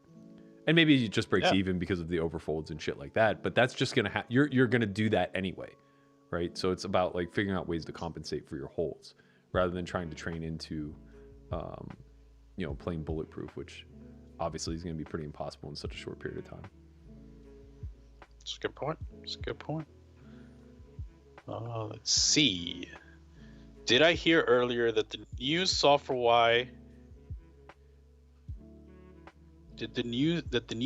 Y Poker Out Loud is coming? It's true. I did say that earlier. First week of February, we will be filming. There will be a pro edition and a vlogger edition. Mm-hmm. I'm excited for both. I'm not sure how long the turnaround time will be, but it's usually a couple of weeks. I think we're going to target maybe. March 1st for both. Well, there you have it. March 1st. Yeah, I saw Marley last night. She's actually pretty pumped. She seems to have her sights set on playing well. She's convinced that you're going to punt. Like positive. She's like, "What stakes are we playing?" I'm like, "I'm going to leave it up to the group, but the general consensus seems to be smaller is better." She's like, "No, we have to play for stakes that matter. Like otherwise, people are just going to fire off. Like Chin is going to absolutely punt if we're playing like 50 cent a dollar." And I was like, "You just don't know Chin at all." Like, I might punt. I don't know. You guys can play for free, and this kid wouldn't put in a cent behind whatever his EV incentives are. Like, this fucking kid was limping 10 cent, 25 cent buttons in a home game because he didn't want us fucking 12xing out of the big. Looks like Doug Polk took a page out of my strategy. That's right, it's man. working. That's right. It's working. Well, it's not working. It might win him the challenge, though. Imagine if he lost every session from here on out and won the challenge. No, I would love, man. There would be nothing more than him limping his way to death. Just ultimately only win his side bets. That would be fucking legendary because at that point, then he'd only be winning other people's money other than Daniel. Like, say he wins like 80,000 for the challenge, right? Daniel doesn't give a fuck because he's gonna win a pile on the side, getting spotted big blinds, and like he's definitely gonna make more than like the 2 buy-ins that he loses or whatever. I think Daniel is up on his big blind. Well, I know Perkins is for whatever big blind bet he made. I think Rob got him. He tweeted it, right? Yeah. I think Rob got him at a worse price. I think Rob got him at maybe 6 bigs per 100, or 5 bigs per 100. So he might be floating a little closer to like break even. But yeah, I mean, wouldn't that be just like the legendary conclusion of this all? Like, Doug gets everybody wins. Yeah, Doug gets like his moral victory. He ends up breaking a bunch of Daniel believers. Daniel makes a pile on the side. Like, they both just somehow fucking profit from the challenge. The betting market's just absolutely crippled. That would be weird. You and I are the only 2 to lose. Yep. Yep. There it is. That's the way it's supposed to work. Brian Roy says, Berkey, can you talk about your bet? Are you getting spotted? I was laid the worst price imaginable. I took Daniel at the lowest point because I'm an idiot. I bet 10K at 4 to 1. And I don't like my side. Not because I don't think Daniel can close the gap, but because I don't think he can win at this point. I think he's down too much. Barring a miraculous 10 buy-in. I don't know, man. Just 10 sessions at 60K a pop. Hello. It's hard to get in 10 sessions, though, man. There's only 5,500 hands. Like they've been averaging. They're not playing 500. They played close to 1,000 or close to 1,100 last session. Yeah, but they played for 4 hours. Okay, true, but you know they've been averaging a lot closer to 3. Yeah, but they've been playing like 3 hours a day, minimum. 600 per average, says the Poker Odyssey on our chat. I'm afraid of these fucking raised 3-bet pots now, man. Now that he has a limping range, these 3-bets are scary. It's like, bro, they both have nuts. Good. Daniel has to win the cooler war, even if he's getting it in behind. Oh, B. Let's get a replay of this hand as we've missed the action thus far. Wow, this overbet's interesting, though. I just wanted to call. I don't know, man. There's so many bluffs. Yeah, but fuck it. Can't win if he folds. I assume that this, like, given the size of the pot, like, maybe this is a 3-bet pot, or maybe this one. No, can't be a 3-bet unless he 3-bet very small. I'm not sure. Let's see how this hand played out. Nice hand, Daniel. It may have gone like 3/4, 2/3 overbet, or 2/3. I think Marley and I should do a small crossbook. She'll never. What do you mean? She thinks I'm gonna punt. Well, she definitely doesn't think you're gonna punt if you guys play 2-5. But like, she doesn't understand. She thinks that like, oh, she thinks you're me. She thinks like, oh, you could never take 50 cent a dollar seriously. And I'm just like, you don't understand. Chin is cut from a different cloth than I am. Like, I would just be annoyed playing 50 cent a dollar. And yeah, I would play tragic. I'd play all the fucking hands and I would punt off all the money for sure. But like, I'm trying to explain to her, I'm like, listen, he is going to be fucking cutthroat. He's gonna be like mixing in spots for 3-bets. You're a bunch of floggers. No offense, but like, you guys aren't gonna see what's coming. I don't know, man. Maybe we should just crossbook small, something like 100%.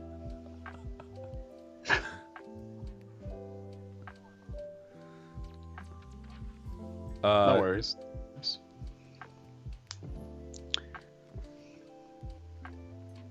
We'll see. I'm excited. Something small.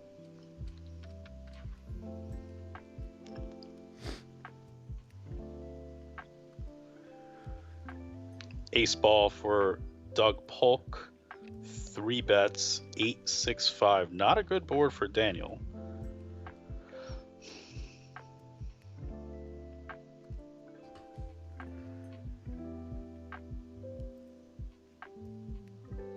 Daniel starts with a check. Good day for Doug. I mean, good day for Daniel. Like, up 65K with a new strategy being implemented from Doug is good news. Cannot complain. That's true. Yeah, this is definitely a step in the right direction for sure. What was I gonna say? Okay, so walk people through the vlogger lineup they were asking earlier. Okay, it's currently Rampage, Johnny Vibes, Marley, Ingram, and Trevor Savage. You're filling the 6th spot, but Mariano is still possible. He's up in the air, if you will. But the countdown's kind of on. I think we need to know basically by tomorrow or Wednesday. This one 3-bet, 10% flop call. And there's a 4-bet on the left table. Winner. I kind of like these 10 balls on the flop on these monotones. They're kind of cool. Especially the ace high disconnected. Pretty common practice, I think. It's a good run out for Daniel. Whew. I like when that 3-bet gets through after the Doug flop, pre-flop raise, He's only raising, who knows, like 20% of hands. Fucking knows. I imagine he's polarizing with his opening range. If he's split in any way, like your boy, when he developed the limping strategy, you just get pretty dynamic with it. You limp mediums, you limp a couple traps that you can 3-bet, 3-bet. And then you do the same on your opening side. We have seen the limp 3-bet already from Duck. Yeah, you work he does limp 1600, 5600. Yeah, I like that. Yeah, I think you do it with like kings, queens, and like ace 5 suited type hands. And then I think that maybe like jacks. You can go down to like jacks or 10s, I guess. You're mostly like limping mediums. You don't really want to do too much limping with maybe that's not true. Maybe limping aces is actually pretty okay because Daniel doesn't need an ace to open, but it's probably more of a necessary qualifier to 3-bet. But the thing is, heads up, you're just getting 3-bet so widely anyway. You probably just want to open aces. So like you open aces, you open ace king, you open maybe. Trying to think of some other hands that like polarize pretty well or just fold. Maybe like some 5-6 suited. I'm trying to figure out where the folds are coming from though. It's got to be like some dusty. Folds? No, the raise folds. Yeah. It's got to be like some dusty portion of it, right? So maybe like king 5 like off. he just has like seems fair. King 5 off. Because he's this is the 3rd raise fold I've seen him commit to. I feel like maybe he's choosing hands that have like a deuce through 5 in them that just aren't going to play very well post. 9 deuce, 8 deuce, 9-3, shit like that. I don't know. Can you guys explain how cross booking works? So effectively, 2 people agree to pay the difference, the agreed upon difference between the results of their the result of their session. So for example, if I am let's say, cross booking 100% versus Berkey in a match, and like let's say a 6-handed match, and he's up $100, and I am down $100, I owe Berkey $200. If Berkey is up $1,000 and I am even, I owe Berkey $1,000. You can also cross book percentages, right? So it doesn't have to be 100%. I could say 25%. Let's cross book 25%, and then it would be the difference in 25%. If Berkey's up 100 and I'm down 100, then it's 25-25. So I am owing Berkey $50. Big in position raise after the block bet from Doug. All in. Oh no. I don't like that we didn't snap. That sucks. This one block raise 3-bet. Yeah, Doug's repping flush for sure. Yeah, I think Daniel calls all of his flushes Jack 9 for sure. And then Jack 9 needs a diamond though, I think. I don't think so, man. You can't be folding all of your 9s. I don't think that you would qualify a right. Jack 9's a bluff catcher though. It just needs a diamond. Sure. So you're There's telling a me flush out there. You're telling me you would call a bear 9 with a diamond over Jack 9 no diamond? Yes. No way. Okay. There's I just think no I'm way. right. But why? He'll be like he'll be ripping through there some of the time with a hand like Queen 9 Queen of diamonds or Ace 9 Ace of diamonds. There's just higher EV in Jack 9 for sure. I don't know, man. The blocking power of your kicker with the 9 can't possibly shift it from folding a 9. I mean, I'm not saying that you don't fold Jack 9 ever. I'm kind of implying that though. If that's the case, then I am right, but I don't know. I'm just saying. I feel like Jack 9 doesn't like. But the thing 9 is, with a like, diamond is just like significantly better. But the thing is, to raise a 9 on the river, you have to have a diamond. So that means that you're calling all of your 9x that isn't Jack 9 necessarily. Where like Jack 9 with a diamond could jam, like basically any 9 with a diamond could jam from Doug's perspective. Just think, would you rather have King of Diamonds 9 or would you rather have Jack 9 of clubs? Well, as a human, I may feel more comfortable with King 9 King of Diamonds, but the EV difference I imagine is slightly greater for Jack 9 of clubs. Okay. I mean, obviously, neither of us know for sure, right? So it's Right. like, we're both just taking a guess. But I'm also just like It's an interesting spot. yeah, I'm also like speaking from the perspective of like, what are we raising on river? I can't imagine we can raise a 9 without a diamond to begin with. Which means that's a good point. Yeah. So like now, if we look at all of our 9x, all of it has a diamond with the exception of Jack 9. I don't think we start our folds of our 9x with the nut 9. That wouldn't seem to sit well. Yeah, but the nut 9 it's all relative though to the blocker powers of the hand. That's not true. Like some hands are just better calls than better hands that are relative in value. Like yeah, Jack 9 is a better hand, but the blocker value of that hand is not significant.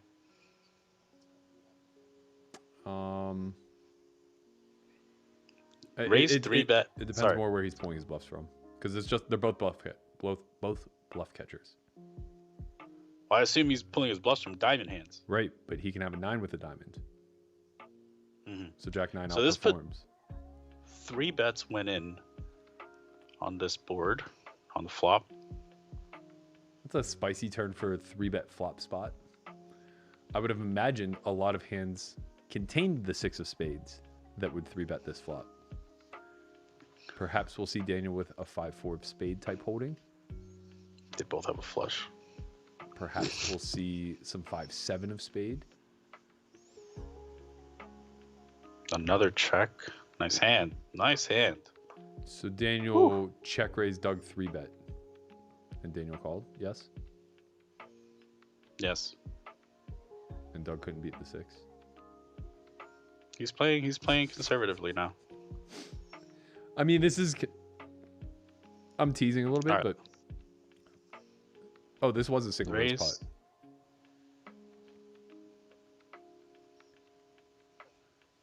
He has to have like ace. I don't know what he has, bro. Ace 3, Ace 4.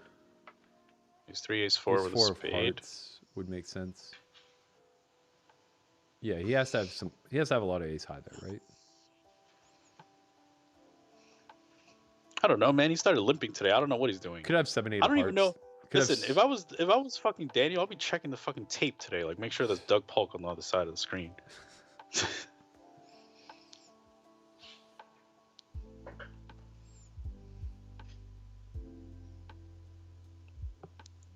Why isn't Brad Owen playing in the vlogger game?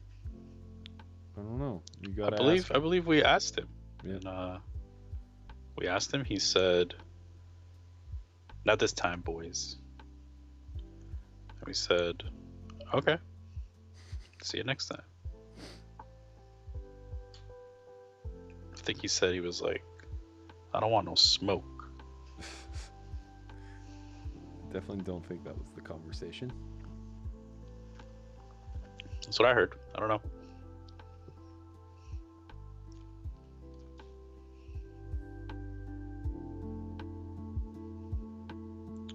$18,000 in the middle. Table number 2.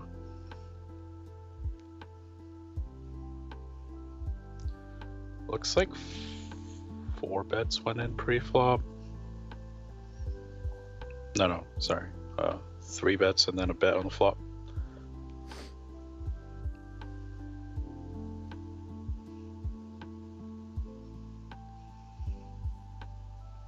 Third pot after Doug picks up initiative. So this is. I believe this was raised. Yeah, raised 3 bet. This bet is flop. kind of the Check. thing is that Doug's ranges are a lot more bounded because of the fact that he's raising so infrequently and has folds from that range. So what we should see here, you know, we already know that he's not raising too much of the top, right? And also he didn't 4-bet, so maybe he's trapping with hands like queens through aces, but probably not. We're probably going to see more like ace queen, ace jack of clubs, and then like a variety of suited connectors. But it's difficult to know, right? We just don't really know how he's constructing. That is kind of the beauty of having a dual strategy on the button, is that he doesn't necessarily have to purely construct, right? He can just mix between the two. And just like, say he just wants to like limp 75%, raise 25%. You just roll every hand. That's true. Like with the exception of the that. bottom, right? Like the bottom is just purely limping. So like you just roll every hand that's in your initial opening range. And just see where you land. I think that's probably the best way to go about it in a heads-up match. Makes you less predictable.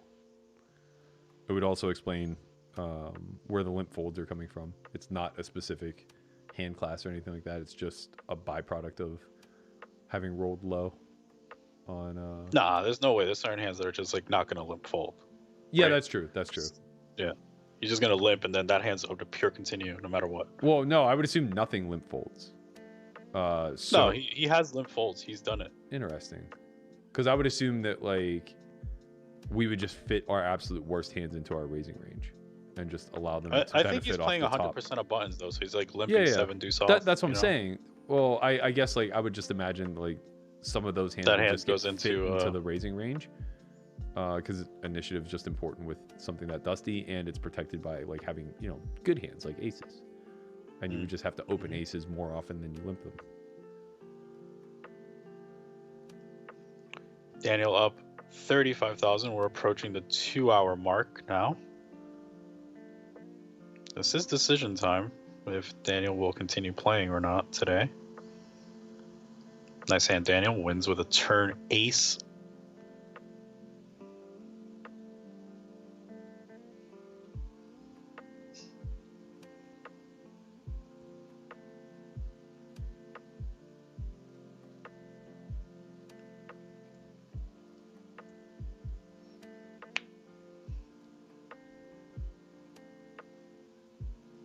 Doug limps. Check.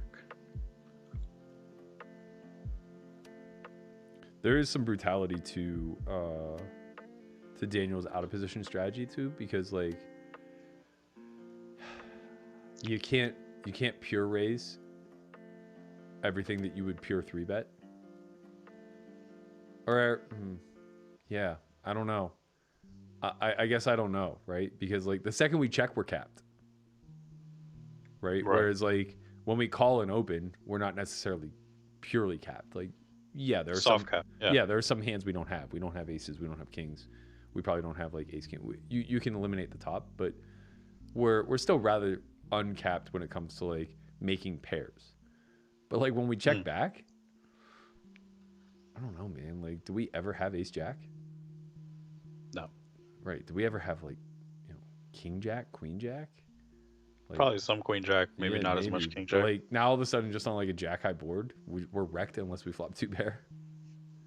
Yeah. Like we kind of gain a lot with the bottom in the sense that we'll have 2-pair on boards that we otherwise may not. Say it comes like jack 7 deuce, we're just gonna have 7 deuce in range. But the pot's small, so like I don't know how much that helps. Andy in the chat says, chess tuned in. Is Doug Paul's limp strat just to confuse Daniel or to reduce variance to guarantee the W? I think it's maybe a little bit of both. Probably, if you were here earlier, Matt Affleck in the chat said something along those lines. Like it's a little bit of Daniel doesn't necessarily know what to raise from the big blind. Excuse me. And also potentially decrease the variance a little bit. So it's it's a dual thing, dual purpose.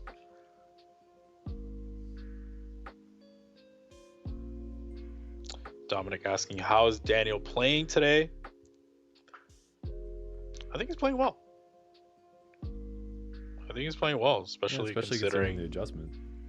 Yeah, I think he's playing fairly well. Like I don't think he's making like errors based on this strat, at least not to the naked eye, right? We don't know all the hands, but I don't see anything that's like glaring at me saying, oh my god, Daniel. Oh no. Is 3-3 a low frequency 5-bet jam? I think it's a low frequency 3-bet, and then once he chooses to 3-bet and faces the 4, he's all in. When did that happen? Earlier in the match. Today? Yeah. Because that happened in like match 4 too. Yeah, it's fine. He just has to roll the 3-bet, and then if that lands, it's green light. Yeah. What was he up against? No pair. Did he win? Yeah. Yeah. He was up against Ace King. And then, fuck that guy, bro. I feel like he might be rolling that 3-bet a little bit more these days with the old 3 balls. Berkey, it's the same number that it's the same number from the last time. I don't think so, man. It didn't increase. We gotta get. What do you mean? That's exactly how we increase variance. No, Berk, that's how you just lose. Nah, that's not true. What are you talking about? Oh man. Okay, so now I was distracted. Now I hope he just have it, bro. Yes, fade the snap. Let's go. I know what you're saying. You just want to increase volatility. He has to, right, at some point. Yeah, I mean, even if you're only increasing that number by 10%, that's still very important. It doesn't. It looks like he didn't raise the 5s from the big blind in that hand on the left side. Yeah, that makes a lot of sense. I think small pairs just like go way down in the value as far as like taking the lead. But yeah, I mean, like if 3s is like a 10% 3-bet normally,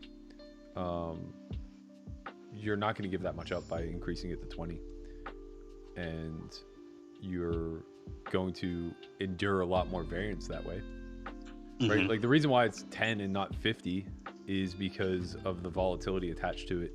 It's not because, and also like how it interacts with the rest of your range. If you upped it to 50, then you would probably have to lower some other volatile hand to maybe 0, or a grouping of other volatile hands to 0, whatever.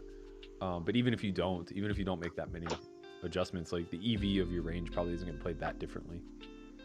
You're just going to suffer a lot more short-term variance, which is precisely what he wants. Daniel up 70,000. God, what a freeing feeling, right? Just waking up in the morning and be like, all right, honey, I'm going to play some heads up, no limit hold'em today, and I want all the variance. As a professional poker player, I would like there to be as much fucking variance as we can drum up. I might 5x. That's what he told Amanda. Okay, we're ready to go. Yeah. This will be one of the more interesting post-game interviews, right? Yeah. From both players. Yeah. Because also just like everybody's so results oriented, right? So if Daniel goes out and wins 70K today, the talk of the town is just going to be like, oh, well, what the fuck is Doug doing? You know, like, it's going to be like, he could just lose like every day like this. Like, this isn't the Doug that we all came to know, right? Yeah. And on the Daniel side, he also has to just kind of be like not results oriented, where it's like, we did win a big flip for 40K. Well, yeah, so I don't think Doug will waver. I think we're going to see the limps from here on out, unless Daniel closes it to a point where Doug can't expect to just realize his win rate and hold on. So like if Daniel gets this down to like a couple 100,000, maybe 100,000, let's say sub 5 buy-ins, I think Doug goes back to his normal strategy and just has to like bang it out.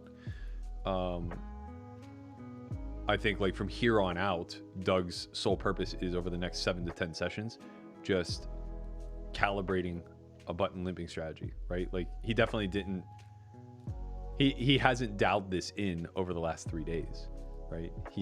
He's gotten it to the point of implementation and he understands it to some degree, but like he'll spend all of his waking hours studying this strat for the next 7 sessions or so. And I think from Daniel's side, it's just all about figuring out how you can poke holes in that strategy, right? Like how can you lean into variance whenever your opponent is trying to curb variance? Because now they're both like willingly deviating from theory optimal play to some degree, which I think is more interesting for everybody. Joe in the chat says, I'm with Burke. Feels like he's jamming that 3-3 much more now. Yeah, giddy up, baby. Pairs all he's in. He's not, guys. He's not. I wish he would just open rip those 5s instead of fucking checking them back. Let's go. 4 bet. 4 bets go in. Fold. Nice hand. Fold.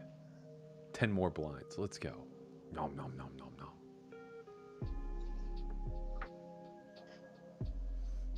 Three bet. Fuck it. Don't even look at your hand. 3 bet. This is why Marley thinks you punt, because she wasn't wrong. Remember when you busted the heads up challenge 4 bet ripping 3s? I knew I was right. You were not right. That's the opposite scenario. Well, I was calibrating at the time. We ran the EV calc. You were getting smashed in that spot. Whatever. I was having fun. Not everything has to be so calculated. But if people think I'm going to punt, now I'm going to be more calculated. We fucking I was ready to Russell punt. win. God damn it. He's a good player. He deserves it. He's a good player.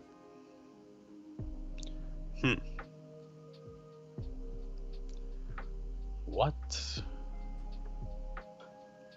Do you think they keep playing, Berkey? Yeah. Oh, after the 25,000?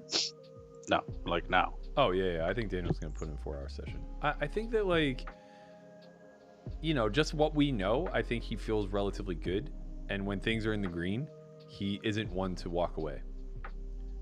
He doesn't walk away when he's kind of old school like that, right? Yeah. He's like old school, like, oh, when he's winning, he keeps playing. When he's losing, he leaves. It's not great against a good opponent, though.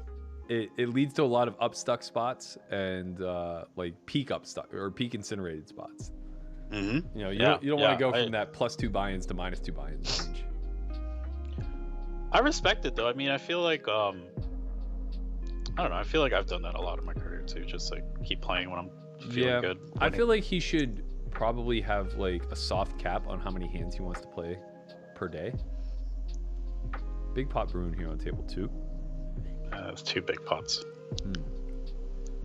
overbet on table 1. No, sorry, pot size bet. Pot yeah. size bet. Hey, it's $2.50 over the pot. Wow, it's called through the turn. Oh shit. 4-5 completes on table 2. Daniel wins the pot on table 1. King Queen misses. 4-5 9 misses. Yeah, 4-5 is only in the hands of Doug. Doug bet twice, yeah? Yeah. Okay, yeah, you're right. He's the only one with 4-5. I think Daniel just like wants to bluff catch all of his Jack X here. 10x becomes very tough.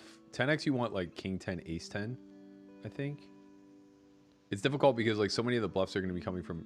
Let's go, he had it. Oh no, he was up against King Jack. Against it though. Okay, I mean that's good. He called with the right candidate. It might be over. This session might be over. I don't know. Yeah, I wouldn't be shocked. That's one of those swings we see, you know. Yeah, I see the dots. It's over. Wow. All right. I'm sorry you had to do all the heavy lifting today. I was only here for an hour. What are you gonna do? I had some energy, man. I was ready. That's all good, brother. Fuck, man. Doug has so many fucking bluffs there, and Daniel has like the premier bluff catcher in Ace 10. Yeah, Ace 10 has a call. Ace 10's a nut call for sure. Like Ace 10's a better call, I think, than like Jack 9.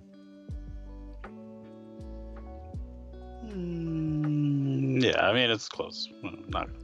It's not a 10 jamming, right? Right. You certainly want him to have like 8-9, Queen 9, King Queen, things of that nature. Looks like they're playing a couple hands to even out the button, and then the players will be done for the night. Still pretty good showing, 40,000. Oh, it's super nice. Develops. It's super nice because like, what did they play? 400 hands maybe. So like Daniel picks up a buy-in over a very low sample of hands and gets to like walk away and calibrate now. Yep. Yeah, I think this was a good result for Daniel. Agreed. No, there's totally agree. Very good result for Daniel. Looks like we are backwards in our. I'm Matt Berkey and you are Christian Soto today. No, I feel like being you for once in my life. It feels good. You know what it feels like? It feels so safe. I feel so secure in the little frame and box of Christian Soto. It's nice. It's a nice feeling, man. When I'm on that side, when I'm Matt Berkey, I just feel like I'm in chaos at all times. But right now, I'm good. I'm so zen. You need to do some meditation or something, bro. I don't know what you need, but it's all. But anyway, I'm living on the edge, baby. It's the only way to get out in these streets. With that said, I guess you should close out the show. Yeah. All right. I'll take on the host duties. Thank you guys so much for tuning in. We really appreciate all the support. If you haven't already, please like, subscribe, comment on this video once it is up and closed. And also be sure to tune in tomorrow. I'm going to be playing the 2K High Roller on WSOP beginning at 6 p.m. So I'm going to slightly late reg, but I can't miss that gym session, baby. We got that training at 4 o'clock. You know, we're going to be fucking out here in the streets coming with that Rocky mindset. We're trying to do a little Daniel Dnegs shit and come out there and win one. So on that note, thank you guys again. We'll be back Wednesday. I will be here tomorrow streaming the High Roller, and we'll see you all then. Good night.